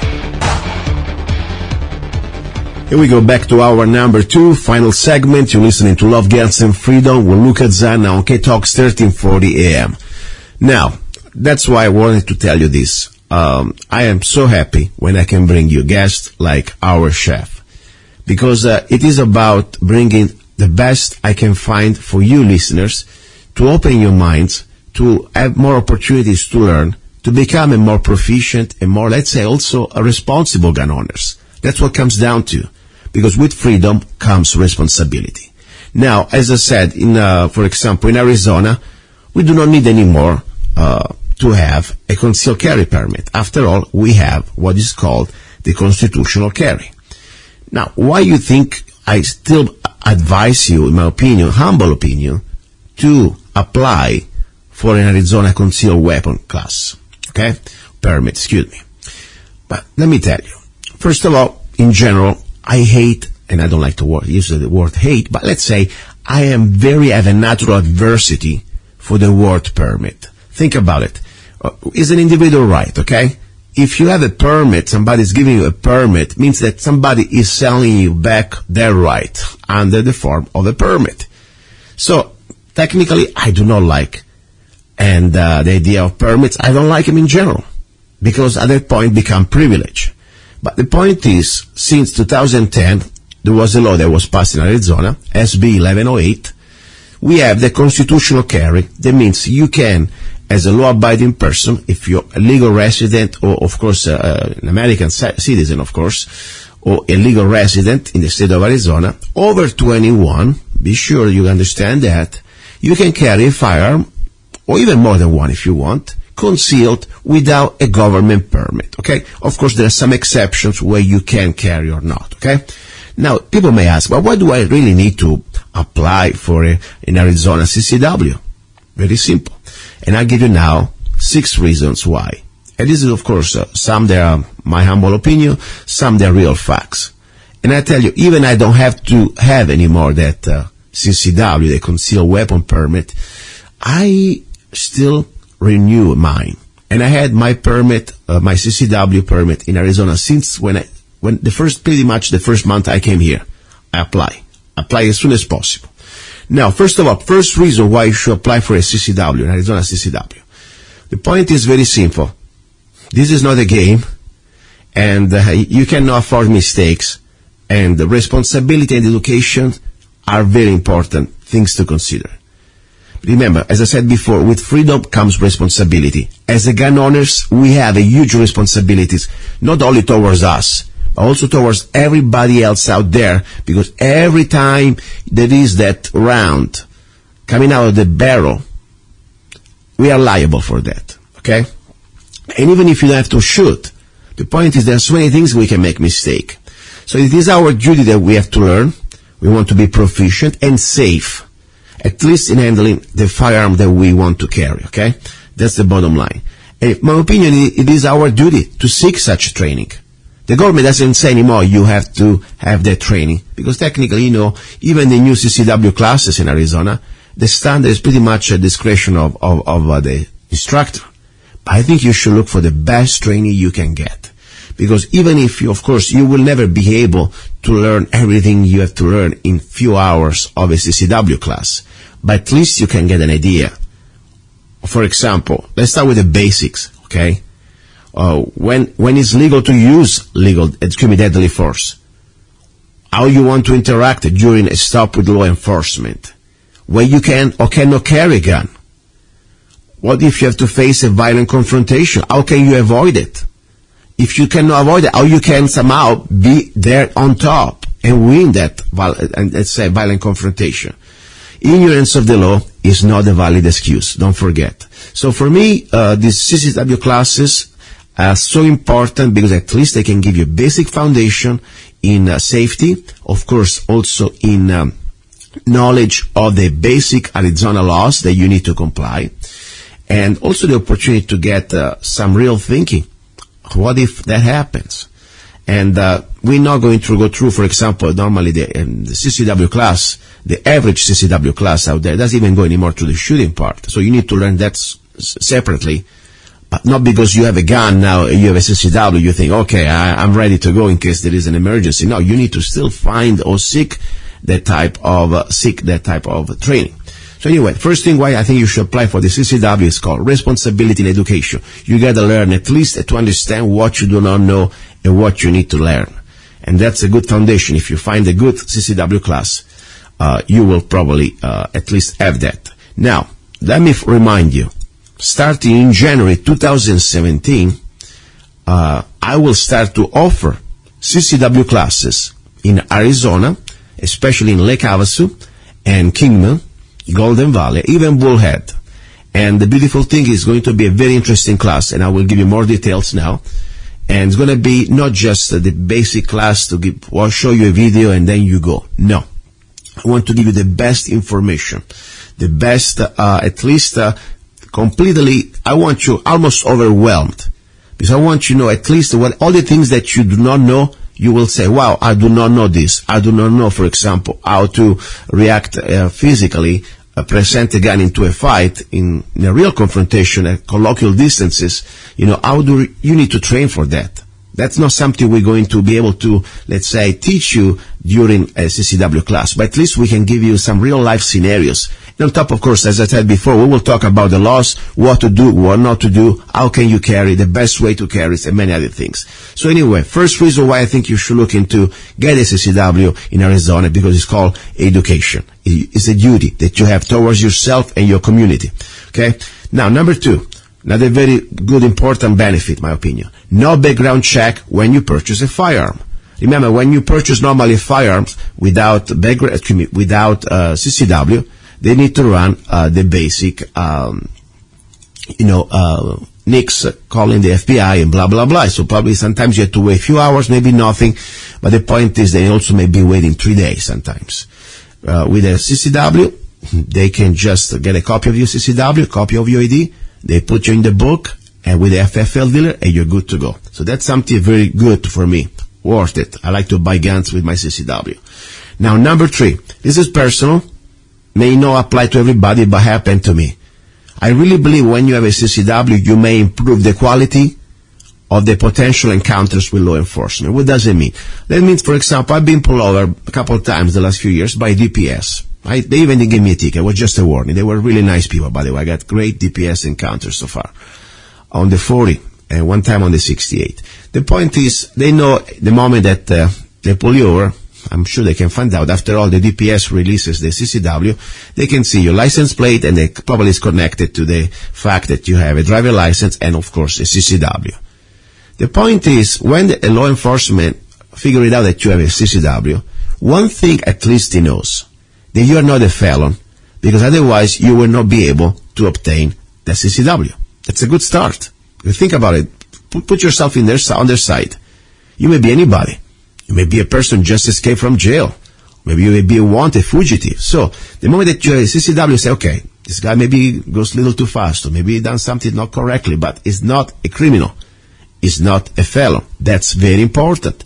So for me, it was always very positive. I really believe that the CCW, in my situation, probably gave the opportunity to the law enforcement to have a little more calm attitude. They're really nice. Normally they can ask you to remove your gun and give them to them for the time of the encounter. For me, they told me both times, by the way, you can keep your guns on you. We know you're armed. You're fine. So I was very pleased. Now, part number 4. Carry permitted in restaurants, they allow concealed carry. Okay, bottom line, you can carry now a loaded weapon, a loaded gun, in restaurants where alcohol is served if you have a CCW, in Arizona CCW. Now, which conditions must be met? First of all, the weapon must be concealed. Okay? Number 2, of course, you must have an Arizona CCW. And number 3, you must not consume alcohol. That's so important. But people say, wow. Yes, wow. This is really good, because before you could not even walk in at all. You had to leave your gun in the car with liability. So I think this is really good, because I think meet good conditions of common sense and safety. After all, let's say you go out at night with friends. One is going to be the designated driver and also the designated safety officer, or at least the person in charge that will not drink, will drive the car, and also will carry a gun with a concealed weapon. You can go into a restaurant, people can have fun, his friends can drink or whatever. Meanwhile, the driver is going to be also the person in charge of security. I think that's very important, because you know very well what happens when you're a little bit, relaxed, loose, drunk, having fun. That's where exactly criminals may just start to realize that you are a victim. That's why it's so good for me if you go out with a friend, one person have fun and drinks, the other one just stay there enjoy the party, but without drinking. With a CCW, you can also carry your gun into the establishment. Of course, always if the establishment allows it, because that's private property. But guess what? If it doesn't allow it, find another place. That's my attitude. Anyway, point number 5. When you have a CCW, guess what? You may have a great privilege to be reciprocated. I mean, that the Arizona CCW can be reciprocated at least in 35 states. That's huge. So let's say, for example, you go on vacation to Nevada, next door to us. Guess what? You can check, because sometimes they change every year. But, for example, 2 years ago wasn't, now it is. So, but the point is, we have 35 states that reciprocate this Arizona CCW.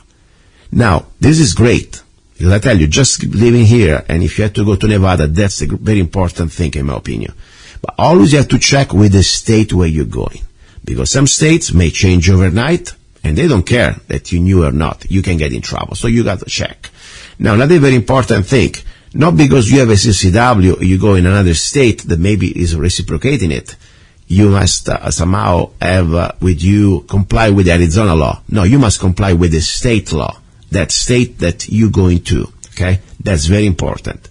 So something to consider also. Hopefully, in the next few months, the Trump administration, as promised, President Trump said that he committed to the NRA to create this sort of federal states across the state CCW. I think something very important. So hopefully we can go through that. Now, point number 6. 6 reasons, reason why I really believe you should apply for a CCW in Arizona. 1,000 feet schools gun-free zone. Yes, technically there is a federal law that, this is from the Clinton administration.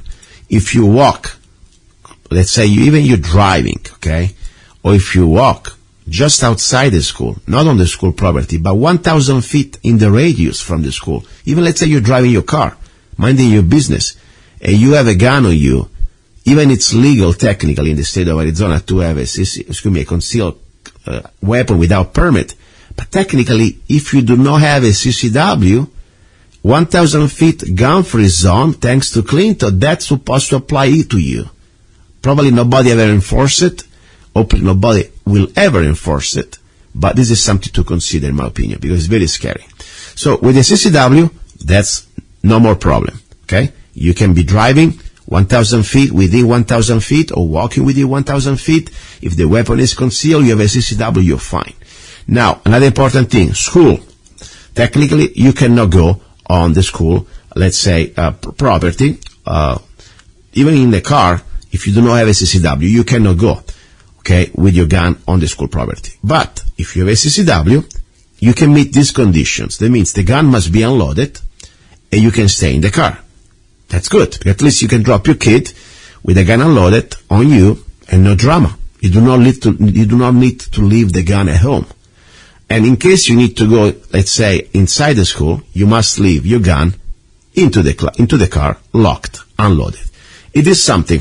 I mean, it is not perfect, because I think it's stupid, because after all, you will know very well that a criminal bastard, or at least a psycho, is not going to comply with any of these laws.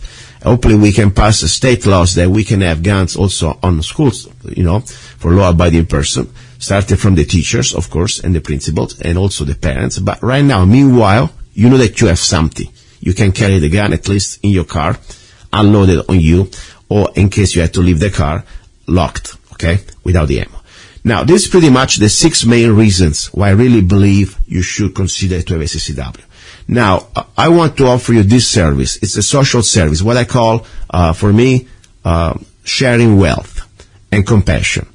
A free, and I say again, free CCW class to every single mother in Mojave County. If you listen to the show, even if you're not a mother, or even if you're not single mom, share with some friend. Any single mother that wants to seek that training to apply for a CCW class, I will give you the free class. We have places in Havasu, places in Kingman. Please, all you have to do, go to this website. It is my website, and go to Arizona Concealed Carry Permit.com. Arizona Concealed Carry Permit.com. Or you can send me an email, Zanna, ZANNA, at zanna.us. I want to offer free CCW classes to get CCW for the state of Arizona to single mothers and people with real disabilities. If you have a back pain, don't come, don't show up, okay? But if you have a real disability documented that you are on record, I would like to help you, and I will give you a free class. That's for me the act of love, because after all, it's very important, in my opinion, that the mother, single mom, has that training. They also can share with their son or daughters, even just for safety, okay? Just to know how to handle a gun. That's the bottom line. And then, of course, anybody else who wants to apply for the class, we got the best prices in the county, just $85. Go to Arizona Concealed Carry Permit. Ready to start in January. The first week and the second week, we already got classes ready to go. Okay? Okay, guys, don't go away. You're listening to Love, Guns, and Freedom with Luca-Zanna. Ready for our number 3. Ciao. A poet, a rifleman, I'm not afraid, and a constitutional activist. I'm not afraid. Italian by birth, I'm not afraid. American by choice, Gianluca Zanna. I'm not afraid. And his new CD, Love, Guns, and Freedom. 16 powerful songs on one CD from the heart of a patriot.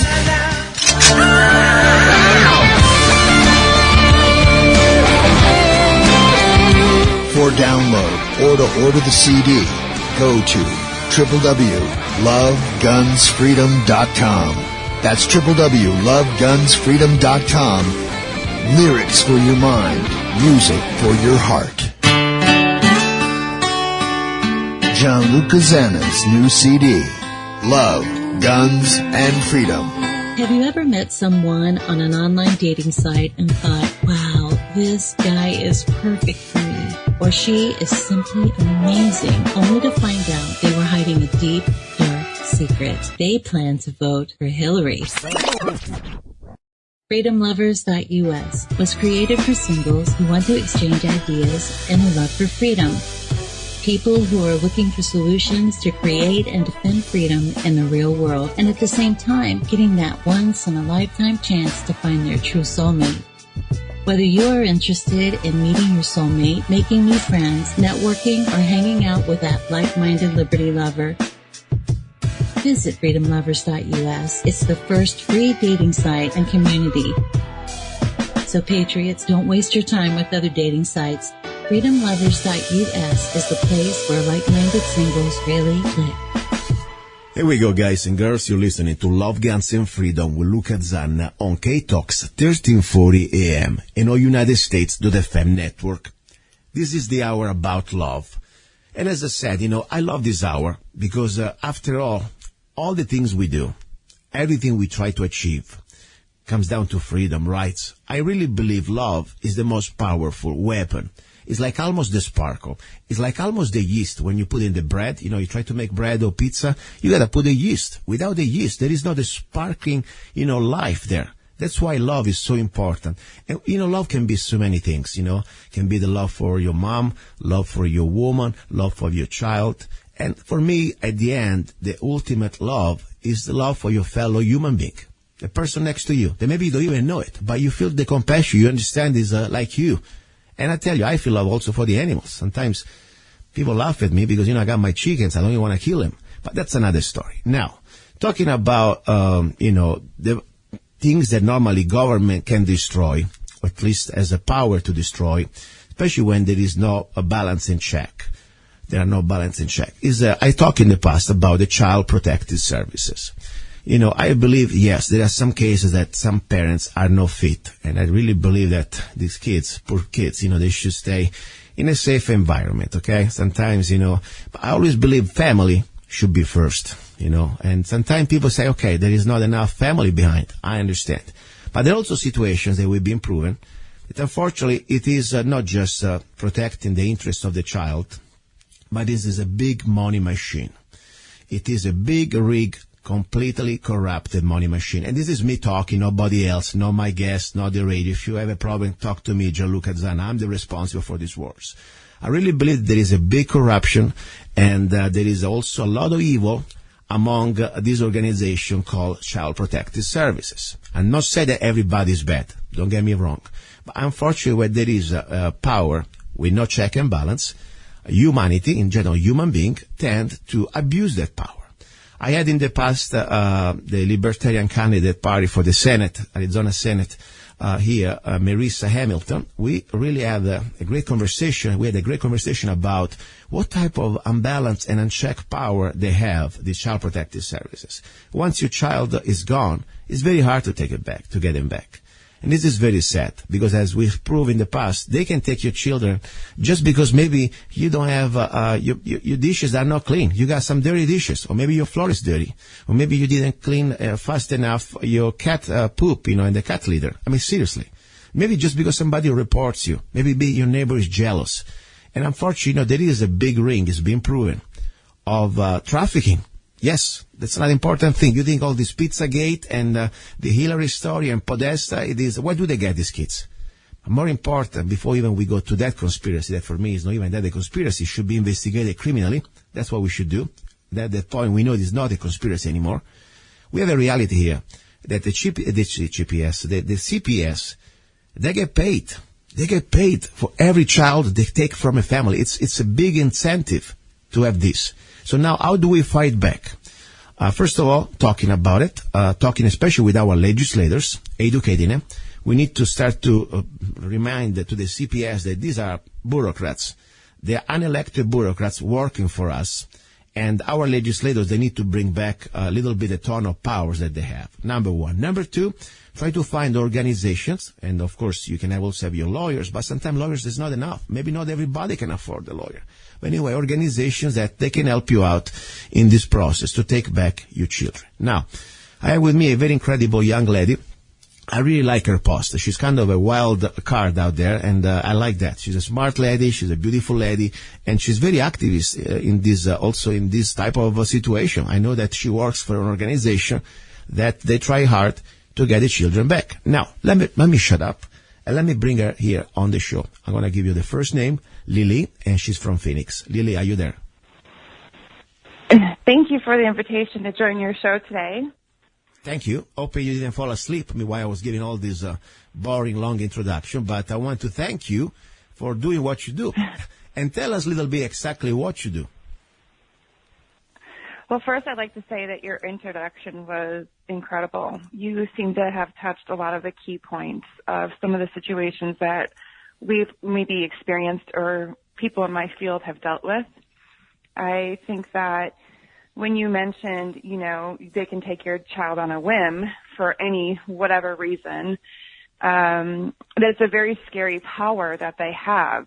Also, I just have to bring this up, but there are a lot more children in the state of Arizona where I work who are in a foster care system because we have two departments that do not want to communicate with one another. In fact, if there's a claim that there's abuse going on, they'll come and take the child, and instead of putting in the paperwork with the other department to do more investigation to see if it's even worth taking a child out of their home, nobody wants to handle that part. So we end up with more children in the system than any of the other states in the U.S., which is really a crying shame. I think we need some kind of liaison, or we need some kind of agency to step in and say, hey, we'll handle this investigative part so we can keep more families together. Because in the long run, a child with their family, their parent, their mother, is the best for them. It's the best for them. So reunification is a huge goal. It should be the number one goal, and it should be as fast as possible. We come across some issues with DCS where we will have tried to unite the families, and once we've done all that we can, the caseworkers on DCS's part drop the ball, and these parents and children who've worked so hard to be back together wait 1 to 2 months before they can even see each other before reunification finally happens. Wow. There's just so many inefficiencies in the system, which is really discouraging because we get them to such a great place where everything's running like a well-oiled machine, and now we're just waiting for DCS to do their part, and they drop the ball. Yeah. Very sad. As I said, I always believe that where there is no balance and, more important, no check power, there is always corruption. And this is not even specific with any human being. Everywhere in the world, where there is power with no check and balances, you will have corruption. And CPS, unfortunately, in my opinion, doesn't obey to any type of basic rights that we have enunciated in our Bill of Rights. They do pretty much like a rogue agency, whatever they want. Or at least they try to do whatever they want if people do not stop them legally. And also, I think with education, we got to get together, because unfortunately, when you have people that, let's say, I'm here and I see here next door to me a mom screaming, and you have her children kidnapped because maybe she didn't clean fast enough the cat litter. I feel really that I cannot just keep watching. I need to at least be there and open my mouth, at least. And that's the problem, they keep us in this way, like almost, hey, shut up, mind your business, slave. No, I think we need to get involved.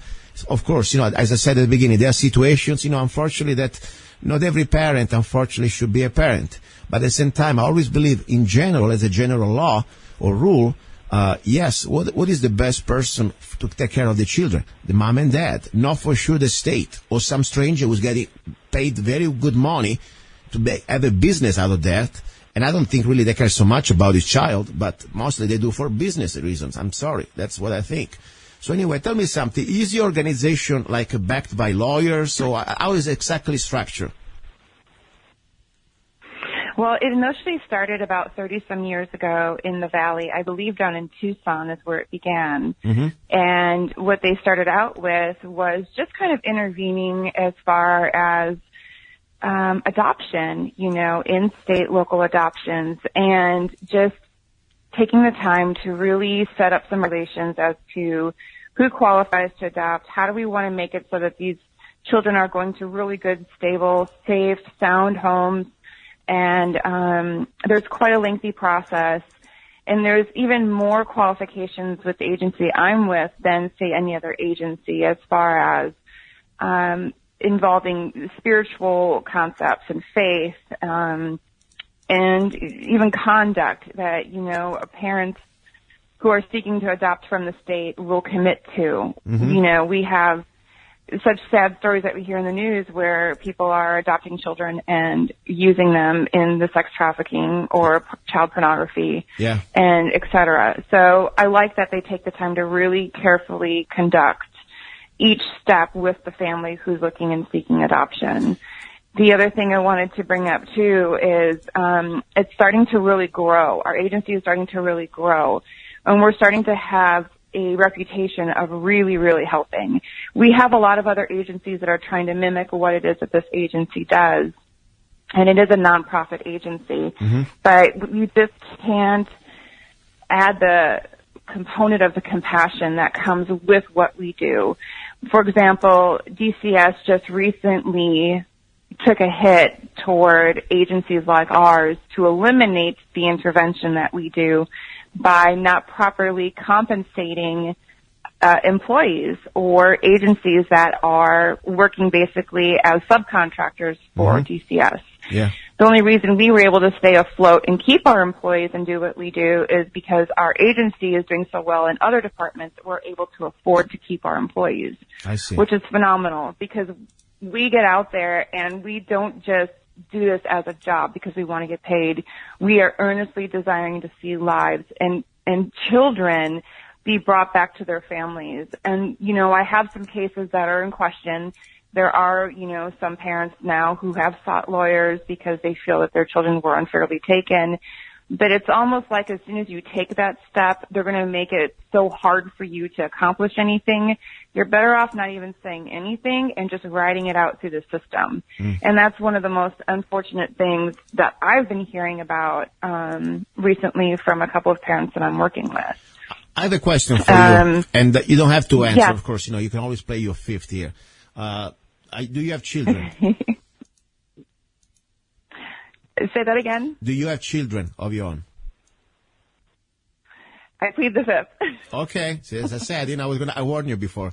Okay, because the reason why I was going to ask you this, not because I was going to be noisy, okay, I want to know about your life, but the point is sometimes people, start to gravitate towards this type of, let's say, I call it humanitarian organization, at least with a good purpose to try to because they maybe had some personal experience, or maybe they have some situation that close to them. Could it be your children, or could be some other else children, you know? For me, I tell you what I've seen through the show. I learned this information through the radio show, having different guests, and start to document myself and watching videos and very dramatic stuff that I tell you gave me really almost, I had to drink a lot of wine after I watched this stuff, because I'm ready to really scream. And I feel like it's a very important thing what you're doing. That's why I was wondering if you had children, and also more important, why did you get close to this type of causes? Is there a reason? By accident, somebody introduced you, maybe some personal matters? Well, let's see. Where should I start here? I had an interesting upbringing where I was probably in 10 to 12 different schools before I graduated high school. My mom constantly moved us around. I felt a lot of the instability of the moving and the new schools and having to be the new kid. I felt a lot of the instability of both of my parents marrying and divorcing and marrying and divorcing and marrying and divorcing. And I know it's not the same as the foster care system or being in the foster care system, but the instability that I experienced growing up as a child made me want to advocate for other children, not in a way to repair my past, because I'm at peace with my past, but just to be able to say, I can understand that, you know, behavior. I can understand that nonverbal behavior. I see what they're communicating, even though they're not verbally able to communicate what they're feeling. I can sense it. I can see it. I can identify with that. So I felt like that was something that gave me an upper hand. It wasn't just, well, I want to help foster kids. And there are people who do just want to help foster kids, and they don't have that kind of background, and that's wonderful. But I think just being able to identify with what they're feeling gives me a better advantage in how I can communicate from the child to the parent, from the parent to the child. The other thing is I'm actually still moving forward here in my education, and I'm getting close to receiving my master's degree in counseling for families and children. Wow. Right now, Arizona is so short on counselors that when foster parents take in a foster child, they can't even get them into counseling for months at a time, which has prompted what we call Jacob's Law. And what Jacob's Law does is it takes the kids with more behavioral needs and pushes them to the front lines to get counseling services as soon as they need it, as fast as they require it, without having to wait and wait and wait and wait for intervention.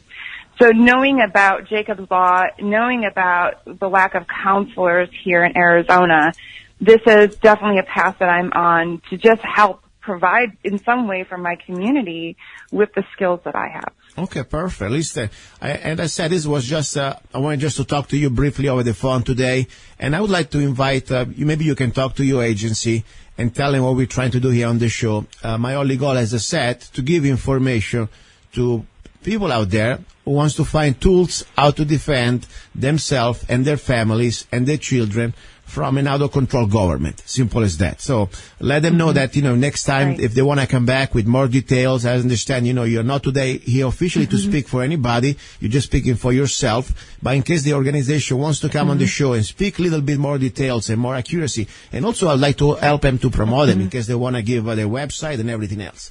Now, before I let you go, because I have another guest after you, I want to say, first of all, thank you for being my Facebook friends, because I really enjoy your posts, okay? You're kind of interesting lady. Thank you. And I wanted to give you the floor. Normally I do this to all my let's say, guest. You can say whatever you want. I give you the floor. You got 3 minutes. Use it if you want to sell something. I don't care. If you want to say a message to somebody you like, you don't like, whatever. You got the floor. I shut up. 3 minutes, huh? Is that all the time I get? Well, I can charge you after 3, okay? 3 for free. Go ahead. Okay. I just wanted to add one more thing. When I get face-to-face in front of a new case, a new parent and children, I always make sure that the parents get their parents' rights. They don't always understand that they have rights. I think they feel so condemned and guilty, and they're in such a place of vulnerability or feeling defenseless that they don't even realize they have a voice. And the number one thing that I do when I meet with them is I say we're going to discuss some rules for the agency just as far as conduct, but first and foremost, you have rights. And just that empowerment right there gives them the ability to understand that they are more than what the system has allowed them to feel in whatever circumstance that they're coming from, that they have choices and they have a voice. And I think when you hand people back their humanity, you empower them and you help them to make better choices themselves, because they feel that they can be heard, they feel that they have a little bit of power themselves, and they're less likely to behave in negative ways or upset or angry or trying to control more because they don't understand what is afforded to them as far as their rights. And so I would just want anybody out there who is a part of an agency somewhat like mine that intervenes, if you can get your hands on some parent rights, just print them up, hand them out with every new case. It does wonders for the parent, it does wonders for the family, and it does wonders for you as someone who's mediating to know that you're in an environment where things are going to be less awkward or less uncomfortable or less stressed because the parents feel like they have a voice too. Very good. So thank you very much, Donna, for today. I really you. appreciate the invite. Thank you. Listen, I appreciate you. And as I said, maybe one day, I'd like to really maybe visit the agency. I don't know. But I tell you, really hope that in this state, our legislators, they will start to do the right thing and to bring some back check and balances. What an agency, I don't care which agency, I don't care if it's the DPS, CPS, or whatever three letters agency, they still need to have a basic rule of conduct that, in my opinion, the Bill of Rights is the foundation. For example, they never should have the power to show up in somebody's home without any type of real probable cause, and of course with a real warrant, and the people that they came, not just a mysterious anonymous witness out there that is not even a witness. We need to have real people under oath that they need to say, that's what I've seen and that's what we can prove. And more important, everybody's innocent until proven guilty. Here they make you guilty immediately. It's like the IRS, they done nothing, they're almost gone, then we can talk. Or if they find you with some cash in your pocket, more than they think, okay, this is our cash. Because you probably rob a bank. I didn't rob any bank. Maybe I go around with cash in my pocket. Speaking about cash, I hate going around with cash in Phoenix. You know that? I was in Phoenix a couple of days last week, and I was thinking a little bit about who do I know in my Facebook friends in Phoenix, because I'm getting really freaking out here. I got lost every time I was trying to go from point A to point B, even with the GPS. You have no idea what type of nightmare. And then when you go around on top with some cash, because I was doing the gun show, I got cash on me, say, oh my God, now they're going to pull me over, they're going to get all my cash, these bastards. Anyway, but anyway, I made it through. I don't think I'm ever going to come back to Phoenix, but who knows? Maybe. I'm sorry. It's okay. It's not your fault. And as I told my Phoenix friends, I know you love your city. Nothing wrong with you guys. That's great. Everybody goes to their place. I live in the boonies for a reason. Call me a social, whatever. I am the Tarzan of the high desert. I like it like that. Listen, thank you very much, Lily. I appreciate you. And please be in touch with me. Talk to your agency. If they want to come back and give us more details, I'll be happy to have them, okay? Wonderful. Thank you, Luca. Have a wonderful day. Thank you. And that was Lily from Phoenix. Now, a little break, and we have a great guest. We go now from CPS to paganism. I have for you a Viking lady. She looks like really out of the movie The Vikings. And she's from Denmark. And guess what? She's a pagan. And I'm here to learn. I'm not here to judge. I like to know more about this pagan stuff. Okay, on top of the lady, she looks very great. Don't go away. You're listening to Love, Guns, and Freedom. Hey, you. Yes, I'm talking to you. You deserve a break. Enjoy a moment of indulgence. It's time for Zanna Coffee. Guilt-free pleasure. Zanna Coffee is the organic coffee to amplify your senses and enhance love for life, liberty, and the pursuit of happiness. Only the best organic and GMO-free coffee beans from around the world that I selected. Zanna Coffee brings you happiness in every cup. Fair trade certified, sustainable organic coffee. That means we do not use slaves. Free Zanna songs with every coffee bag. Find Zanna Coffee at www.zannacoffee.com. www.zannacoffee.com. Get your coffee bag now. Don't be cheap. Life is too short and you deserve the best. Zanna Coffee. Here we go. You're listening to Love, Guns, and Freedom with luca-zanna on KTOX 1340 AM in the United States to the FM network. Final part of the final hour. I have some breaking news, and I have to postpone the guest that, I told you before. This lady from Denmark who's now living in Canada, that she was going to tell us about the heritage and the religion, or whatever you want to call the belief, called paganism. Okay? Now, I will have her next Sunday, because I have something that is very important, I think, or at least as important, to keep it fresh, because this is, for me, something that we need to share immediately as soon as possible, because when we can expose how the media, they lie, and they create fake news. We're talking about a lot now, at least we're listening a lot about this fake news, the government, the official, recognizing only the official networks as the news, and all the independent media, we are some sort of, bunch of liars that we should be outlawed. I mean, that's ridiculous. First of all, they forgot about the First Amendment. But more important, we need to really remember that the fake news, it's them, the propaganda. And we have so many evidence, not just through these last elections, but the point is, every time they can, they completely fabricate the news, especially when it comes down to gun control or gun hysteria, or try to give gun owners a bad name. So let me take a breath for a second, because this is something important. It directs me directly. I mean, it really directs directly to me. It's connected to me. It is not just something I'm reading out of the newspapers. This is not just something that I heard. This is something I can tell you. I have the proofs how the media, they're all orchestrated, they're all controlled by some sort of higher, let's say, hierarchy. I mean, all they need is like an Associated Press to spew some lies, and they all go and follow without even, let's say, challenging or verifying, or do what normally a good reporter would do, verifying the news, the facts. Now, I'll give you, first of all, the short story, or maybe, you know what, let's start with a moment of break. I need a Zanna coffee right now, because I really need to relax, because I tell you, I'm really fighting myself to keep myself calm, because this is so serious when I realize what type of, also, not only just the bad news or the fake news that they create and the lies, but how they can put people in trouble. So let me tell you this. First of all, Zanna coffee moment. Before my espresso gets cold, because I hate cold espresso. And by the way, I remind you, if you want to support the show, it's very easy. Go to zannacoffee.com. ZANNA coffee.com. You can get the most beautiful and delicious organic coffee, completely created by me, the line, the blends, organic, 3 different blends, 1776, coffee to organic coffee to brew a revolution. Then, of course, we have straight shot espresso.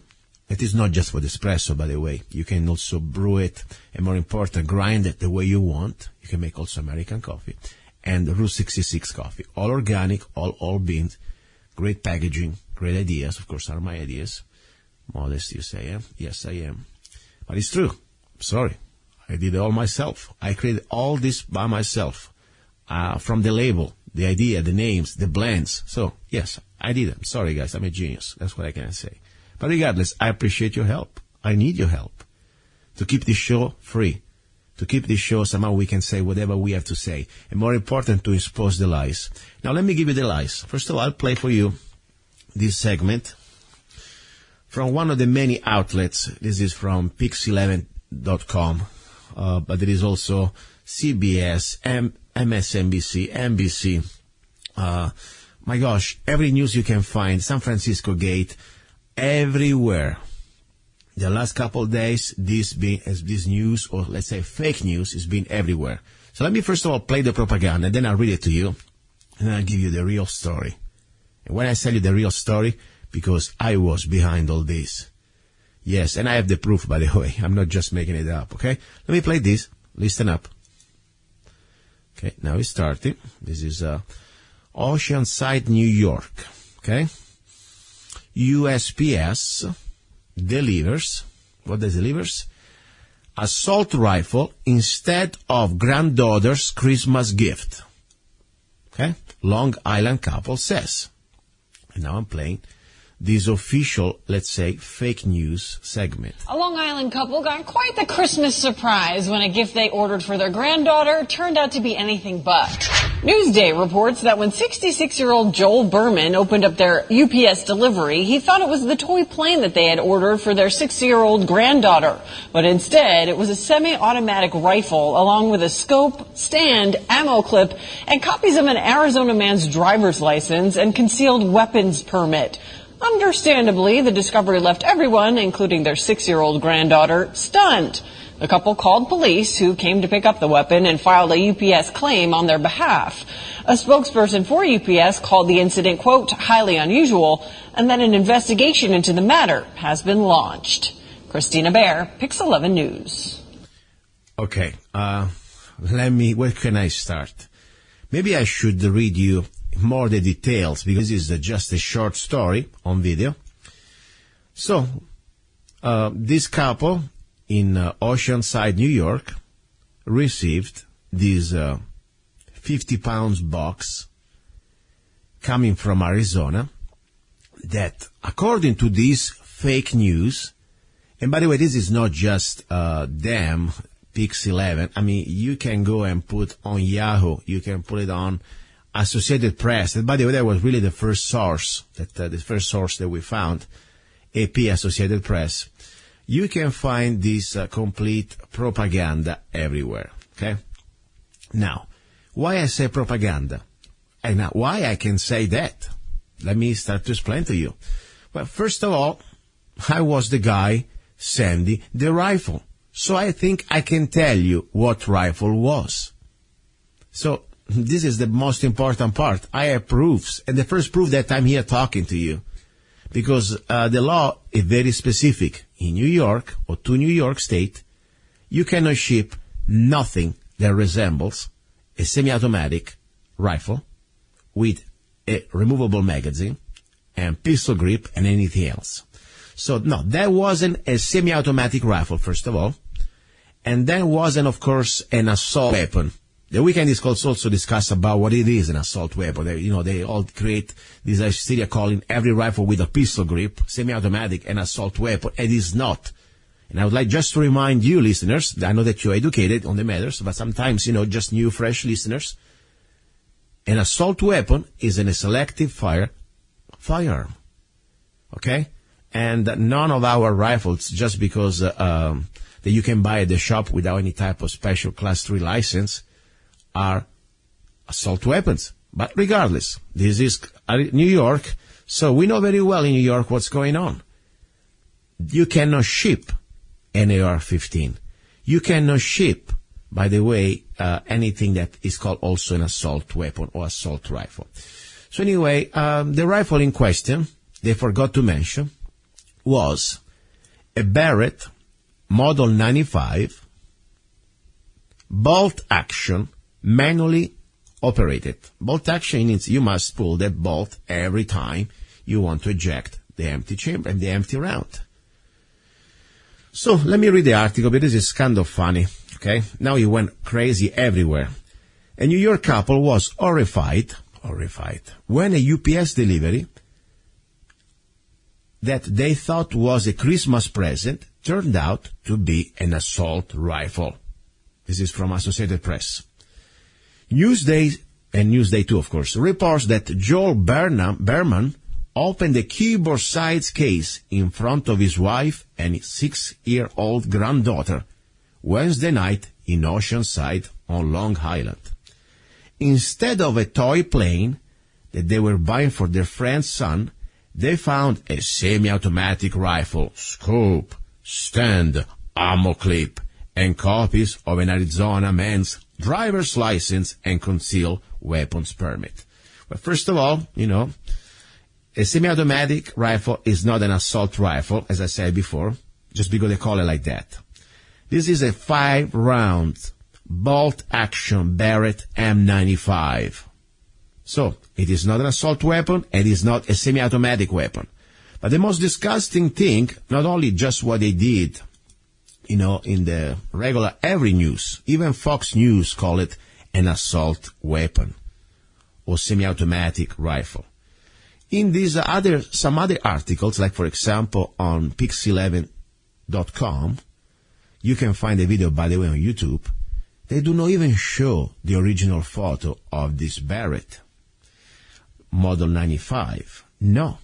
They show, what they show? An AR-15 with a bunch of ammunition, with 30 rounds magazine.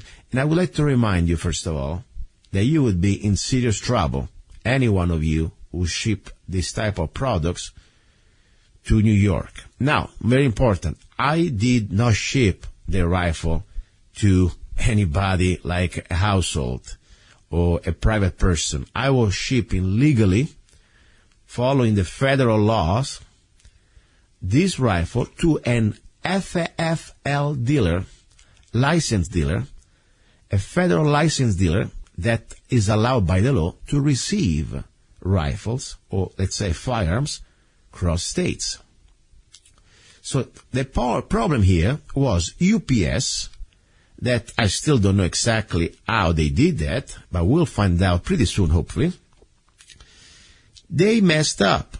They shipped this rifle that's supposed to go to New York State, or at least a part of New York State, to what is the name? Long Island, or whatever it is. So this is pretty amazing, I tell you, pretty amazing. Because at this point, you realize, first of all, how they can fabricate the news. And I say it is scary, because, if you did not know what I'm talking about, okay, you say, okay, all the news, they're saying this. An assault weapon was delivered by accident to a couple of, poor people that they have no idea what's going on.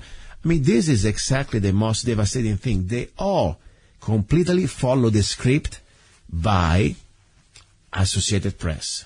And Associated Press couldn't care less to figure it out if it was, let's say, semi-automatic, bolt action, or anything. They just went for it. Whatever they think is more cool, or more dramatic, is more tragic, or grabs more attention. So this is disgusting, because I tell you, you could get a lot of trouble, as I said, if you ship something like that, like a semi-automatic weapon with a feature or what they call assault weapon to a state like New York. So the bottom line was, I shipped a bolt action, 5 rounds magazine, hand operated rifle to a dealer in New York. The dealer, unfortunately, wasn't his fault. It wasn't my fault. For sure was even the fault of this couple in Long Island that they received the wrong package. UPS, unfortunately, messed up. That's their fault.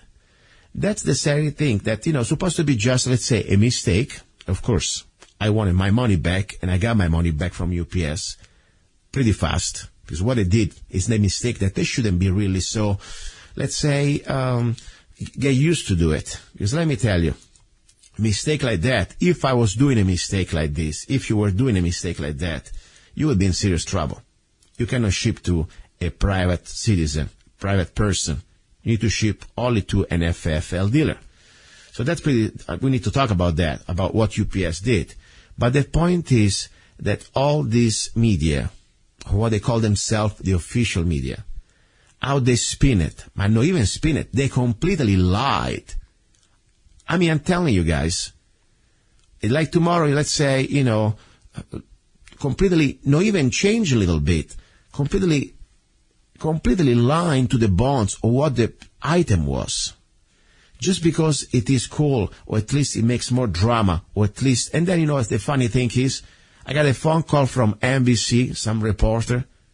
I had no idea what's going on, but meanwhile, while he was calling me, I started to receive instant messages. Hey, by the way, and the dealer also we were talking about, they said, by the way, we're on the news, or at least, the rifle is on the news. And meanwhile, I read the first article from NBC, that says UPS delivers assault rifle instead of kids' Christmas gift. So you realize really how bad these people are. They have an agenda. They're not just ignorant or stupid. These people, they are completely evil. Because think how many times we've been lied and we did not know. We had not the proof even to figure it out. Now I'm here, nobody. And the reason why I want to bring this out, I tell you one thing at least so far. When they call me, the NBC, say, hey, we'd like to talk to you, Mr. Zanna. Are you the guy who shipped the bolt action to New York? So listen, first of all, who are you? I said, well, I'm an NBC reporter. They say, you know what I said? Let me tell you 2 words. And we end the conversation right now. F you. F you. Because these people, they don't deserve any opportunity to even have a conversation because they're liars. They will cut, paste, edit, everything. And I don't need proofs. All I can see, I was reading the article while I was talking to them. How dare you even talking to me? So far, they did not put my name out. They just said an Arizona driver license and Arizona CCW copy was there. The point is, think about it. Let me play 1 second these idiots of NBC because, they deserve to be heard. Okay, at least they got the right photo down. They didn't put a photo of an AR-15. At least that. Let's see if we can play 1 second. Stay there. Out of a dangerous delivery. It has one Long Island couple in shock tonight. They ordered a toy for their grandchild, but she will not believe what showed up on their doorstep. UPS delivered this $6,000 high-powered rifle. The couple say they ordered a toy plane. When the shipment arrived, their excitement quickly turned to horror when they opened the case and they found that weapon. And to make things worse, their 6-year-old granddaughter was in the room. Well, they immediately called 911. And police, they say it's not a criminal matter, investigating the mix-up. And something like this also happened around the same time last year. You might remember, nearly a dozen guns, rifles, and pistols were delivered to a home in Barnegat Township. But instead of returning that mistaken shipment, police say the homeowner kept the weapons and was arrested. He was charged with theft and offenses related to unlawfully having those weapons. Now, in this latest case, UPS responded saying this is a highly unusual incident and that it's investigating. As for the rifle, it's now where it's supposed to be, at a gun dealer up in Sullivan County. Okay, so that's pretty interesting, His assault weapon and all this stuff. So my point is this. The only reason why I wanted to come out public about this, because I think I have the moral obligation to expose how this fake news, control propaganda media, what type of lies they are saying right now. And I had to say that. That's why. Otherwise, I really have no desire. Why should I even, talk about it? After all, thank God, my name was even there.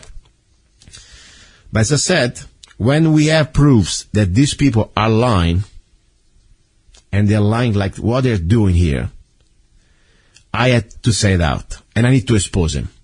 Now, on the other hand, I'm sorry. I'm sorry for nothing, because technically I didn't really do anything. But I'm sorry for the condition, the mental condition of these people in New York. They've been brainwashed. I feel sorry for them because they are still Americans. And I tell you, this is like to a level of complete zombie land. I mean, if you read the all rest of the different articles, for example, that you can find out around on the internet, when they say, for example, instead of a toy plane, they were buying for their friend's son, the couple, they found a Barrett 50 caliber rifle, scope, stand, magazine, and copies, blah, blah, blah. So what happened then? They hustled the granddaughter out of the room, like, this was a bomb, and called police. By the way, 4 police cars showed up. According to another article I found, 4 police cars showed up at the house. I mean, even if there is a shootout, I think in this area where I live, they should show up 4 police cars. Okay? So this is my point. I mean, how can we get to a point that American people, they are afraid even just of an object? It doesn't move, it doesn't jump, it doesn't do anything, it's just a piece of metal. Yes, it's a rifle, but guess what? If you don't shoot it, if you don't touch it, it's not going to attack you, it's not going to assault you, that's for sure. But no, they were so shocked. And had to hustle the poor little daughter, granddaughter out of the room.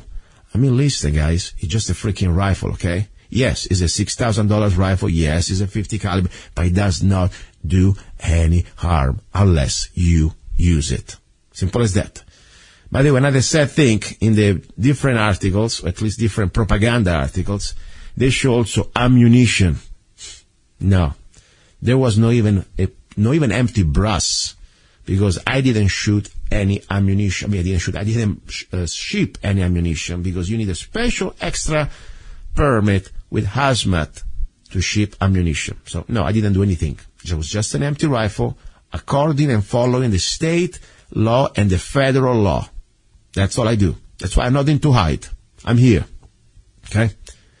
And I tell you, I had this moral obligation to share with you this story. That's why, unfortunately, this Sunday, I had to postpone this great lady that I will bring next Sunday, this lady from Denmark. They will talk about the culture from people from the North, Europe, and also their struggle, what they're facing with this illegal invasion of a refugee Muslim that is planned to destroy their sovereignty, their identity. It's part of the New World Order. We will talk about next Sunday. Meanwhile, I thought I had to bring this up. So I want to say one thing. I want to say thank you, God. Thank you, God, seriously, to give me the opportunity to live in a place like Arizona. I never take it for granted. I never forget. I would be arrested in any other place, especially like New York, California, Italy, just for my ideas. Forget about doing them. Just for my thoughts. You know, today, for example, I was driving to Havasu for some business pleasure, or pleasure business. Because business, for me, is pleasure. It's the things, I do things that I enjoy. It's not about the money. It is about doing things that I enjoy. Sharing rifles, sharing information, sharing music, sharing coffee, sharing training and safety. I love these things. So anyway, I was doing this travel, and I had with me my Zanna coffee in my little cup that I drink while I drive. Of course, ceramic cup. I don't like paper cups. And I had my AR-15, Don't Tread on Us, Freedom Rifle, loaded, round in the chamber, safety on, and my vest in the back with 350 rounds at least in magazines, without any type of fear to think, oh my God, think about you were doing this in New York. Think if I was doing this, for example, in California or anywhere else. I know there are good places in America, don't forget. I mean, we have a lot of constitutional carry also now in many other states. But still, all I can say, thank God. I appreciate it. I appreciate it a lot. I never can take it for granted. You know, I see the state of mind that these people right now living in New York State, you know, they have to fear everything. And they've been so brainwashed that every time now they think about a gun, they have to hustle out of the room.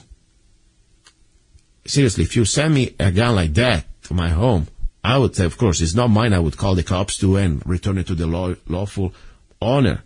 But my point is, man, I would contemplate the weapon. But most important, honestly, let me tell you something. One thing I would like to tell to this couple in New York. You were waiting for a little airplane, toy airplane, from some company, okay? There's a little problem. I'm sure you read the label where it was going to. There was not your name on that package. That wasn't your package. Why did you open a 50 pounds box where not even your name was on it? Why did you open it? That shouldn't be there, right, too. So I understand that you didn't ask for this box. At the same time, I want to say, well, why did you open it? It wasn't your name. So don't act all that shocked, please, okay? And as I said, though, in case by accident I opened that box, let's say there was my name by accident, well, I would at least have a chance to say, wow, that's a great rifle. I wish it was mine. That's all I can say. So that's pretty much the information. Now we have a little break, and then I want to close with something that I never really said enough. I think it's important. It's important to be grateful. Every day we're here, and I am grateful. Grateful also to be here with you, and you're listening to my rants and to my whatever I say. Sometimes it may be smart, sometimes not, but I really appreciate you, and I appreciate your support. Now, do not go away. You're listening to Love, Guns, and Freedom. He's a songwriter, a poet, a rifleman. I'm not afraid. And a constitutional activist. I'm not afraid. Italian by birth. I'm not afraid. American by choice. Luca-Zanna. I'm not afraid. And his new CD, Love, Guns, and Freedom. 16 powerful songs on one CD from the heart of a patriot.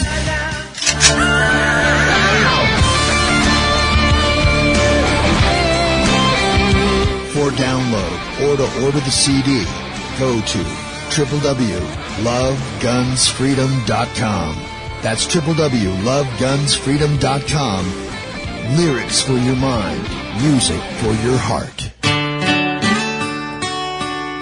Luca-Zanna's new CD, Love, Guns, and Freedom. Final hour. As I was saying before, I want to always remind myself what I have today. And I appreciate it. And today, just listening to this sort of a almost tragic comedy story with the UPS delivering something so terrible, so shocking, so devastating that all the news all over the United States, and by the way, also in around the world, in England too, they were talking about this. They had to comment, say, "Oh my God, how tragic." Are you kidding me? I'm so grateful I live in Arizona. I thank God every morning I'm here. Seriously. So I wrote a little piece, at least something that I had to do it because I really want to do it for myself. Because I never want to be somehow taking advantage of the things that I earned, the things I have, the things God gave me also. So I wanted to say that. A few days ago I started with this on my Facebook page. Good morning, world. Today I wanted to start my post being grateful. Because sometimes we do not appreciate enough what we have, who we are, the people we met, and the things we experience in life. I'm grateful, first of all, to my mother for life that she gave me against all odds and for continuous support in my different directions I wanted to follow since I was a child. Yes, my mom is always there for me. And was always there for me. I'm grateful for all my beautiful and smart women that I had the chance to meet and love in all my life. Okay? It's a fact. I always had a real serious, even people can say you're laughing at me, you say, I just met this woman for a night or for a week. You know what? I always had some love, for sure. And I'm grateful to all of you. Even when we didn't agree on things or whatever, we separated, I can say good things. I'm grateful for all the beautiful and smart women that I had. It's true. I'm grateful that never I had to work for a boss in my whole life. I'm grateful for the opportunity God gave me to come to America and fulfill my dreams. Yes, God, you gave me a second chance in life, and I thank you for that. I'm grateful for the mistakes I made, and from these mistakes I was able to learn and become a better person. We all make mistakes. That's a fact. The difference is how we learn from them, how we improve. Okay? And I'm really grateful also for the mistakes I made. It gave me the opportunity to really grow, or at least to continue growing, because it's never ending process. I'm grateful today I live in Arizona, the place where I intend to die. Yes, today I think one place I want to stay till I die is this place. At the same time, I can say also this. I've been going around the world before I came here. So I'm grateful for the opportunity I had to travel the world searching for the place that is closer to who I am. I'm grateful that every morning I wake up, I can wear my pants with my gun. It comes along with the territory. If I wear my pants, my gun will be on me. Period. Try to do this in New York. You kidding me? That's why I'm grateful. God, thank you so much. I'm grateful that I never had to see a real doctor in my whole life. and I will never want to see it. I'd rather die. I'm sorry. I'm not going to go under your surgery. If I get a shot, we can fix that. Break a leg, fine. Any other disease, give me a case of red wine, and I'll handle it myself, okay? I don't need to experiment on me. I'm grateful that I am alive, and I want to use this given precious time, sharing, creating, loving, and living without regrets. And also, of course, my friends, I'm grateful for you, my listeners, that you had the patience to listen to myself and my rants. Now, we're almost at the end. I want to say one more time, thank you. And please, last Sunday, I wasn't on the air. I had to do a replay, been very busy. I'm continuing my education. I'm very proud to say I'm always learning. I'm doing all these NRA classes to become the best instructor I can be. I don't want to just be an instructor. No, I'm doing all the different variations of instructor. And please don't forget to also go to Arizona Concealed Carry Permit.com, my new venture. I'll be so happy to share everything I know to law-abiding American and citizen of the state of Arizona, residents. For me also, you are citizens in the state. I believe in state citizenship, believe it or not. Guess what? I want to meet you. I would like to go shoot with you, and more important, I would like to share the training. And if you need a CCW, an Arizona Concealed Carry Permit, please come and visit me. Okay? You can also email me, zanna@zanna.us. We got the best rates in the county, the most, let's say, complete program, and more important, also we offer free classes to single mothers and people with real disabilities. Okay? Arizona Concealed Carry Permit classes. So, meanwhile, little song to finish up. And what else? I also want to tell you we're going to have great guests next Sunday. And I really want to continue, at least start this conversation with this incredible lady that is going to talk from Denmark, now living, of course, in Canada, about what's going on in Europe, how Europe is being destroyed, is being invaded by design, by the globalists, and women, and even men, living in fear. Fear to be raped, to be beat up, to be killed. And more important, losing their identity, losing their jobs, losing their lifestyle. This is very sad. That's why I tell you, in Arizona, we still have, in America, I believe now, hopefully with Trump, we can take back our sovereignty. That's all I can say. When it comes down, I am pro-sovereignty. People want to call me, I believe in libertarian principle. Yes, I do. At the same time, I really believe in strong borders and sovereignty. I'm not a libertarian for this reason. I'm not a Republican. I'm just myself. I believe in freedom, and with freedom also comes sovereignty.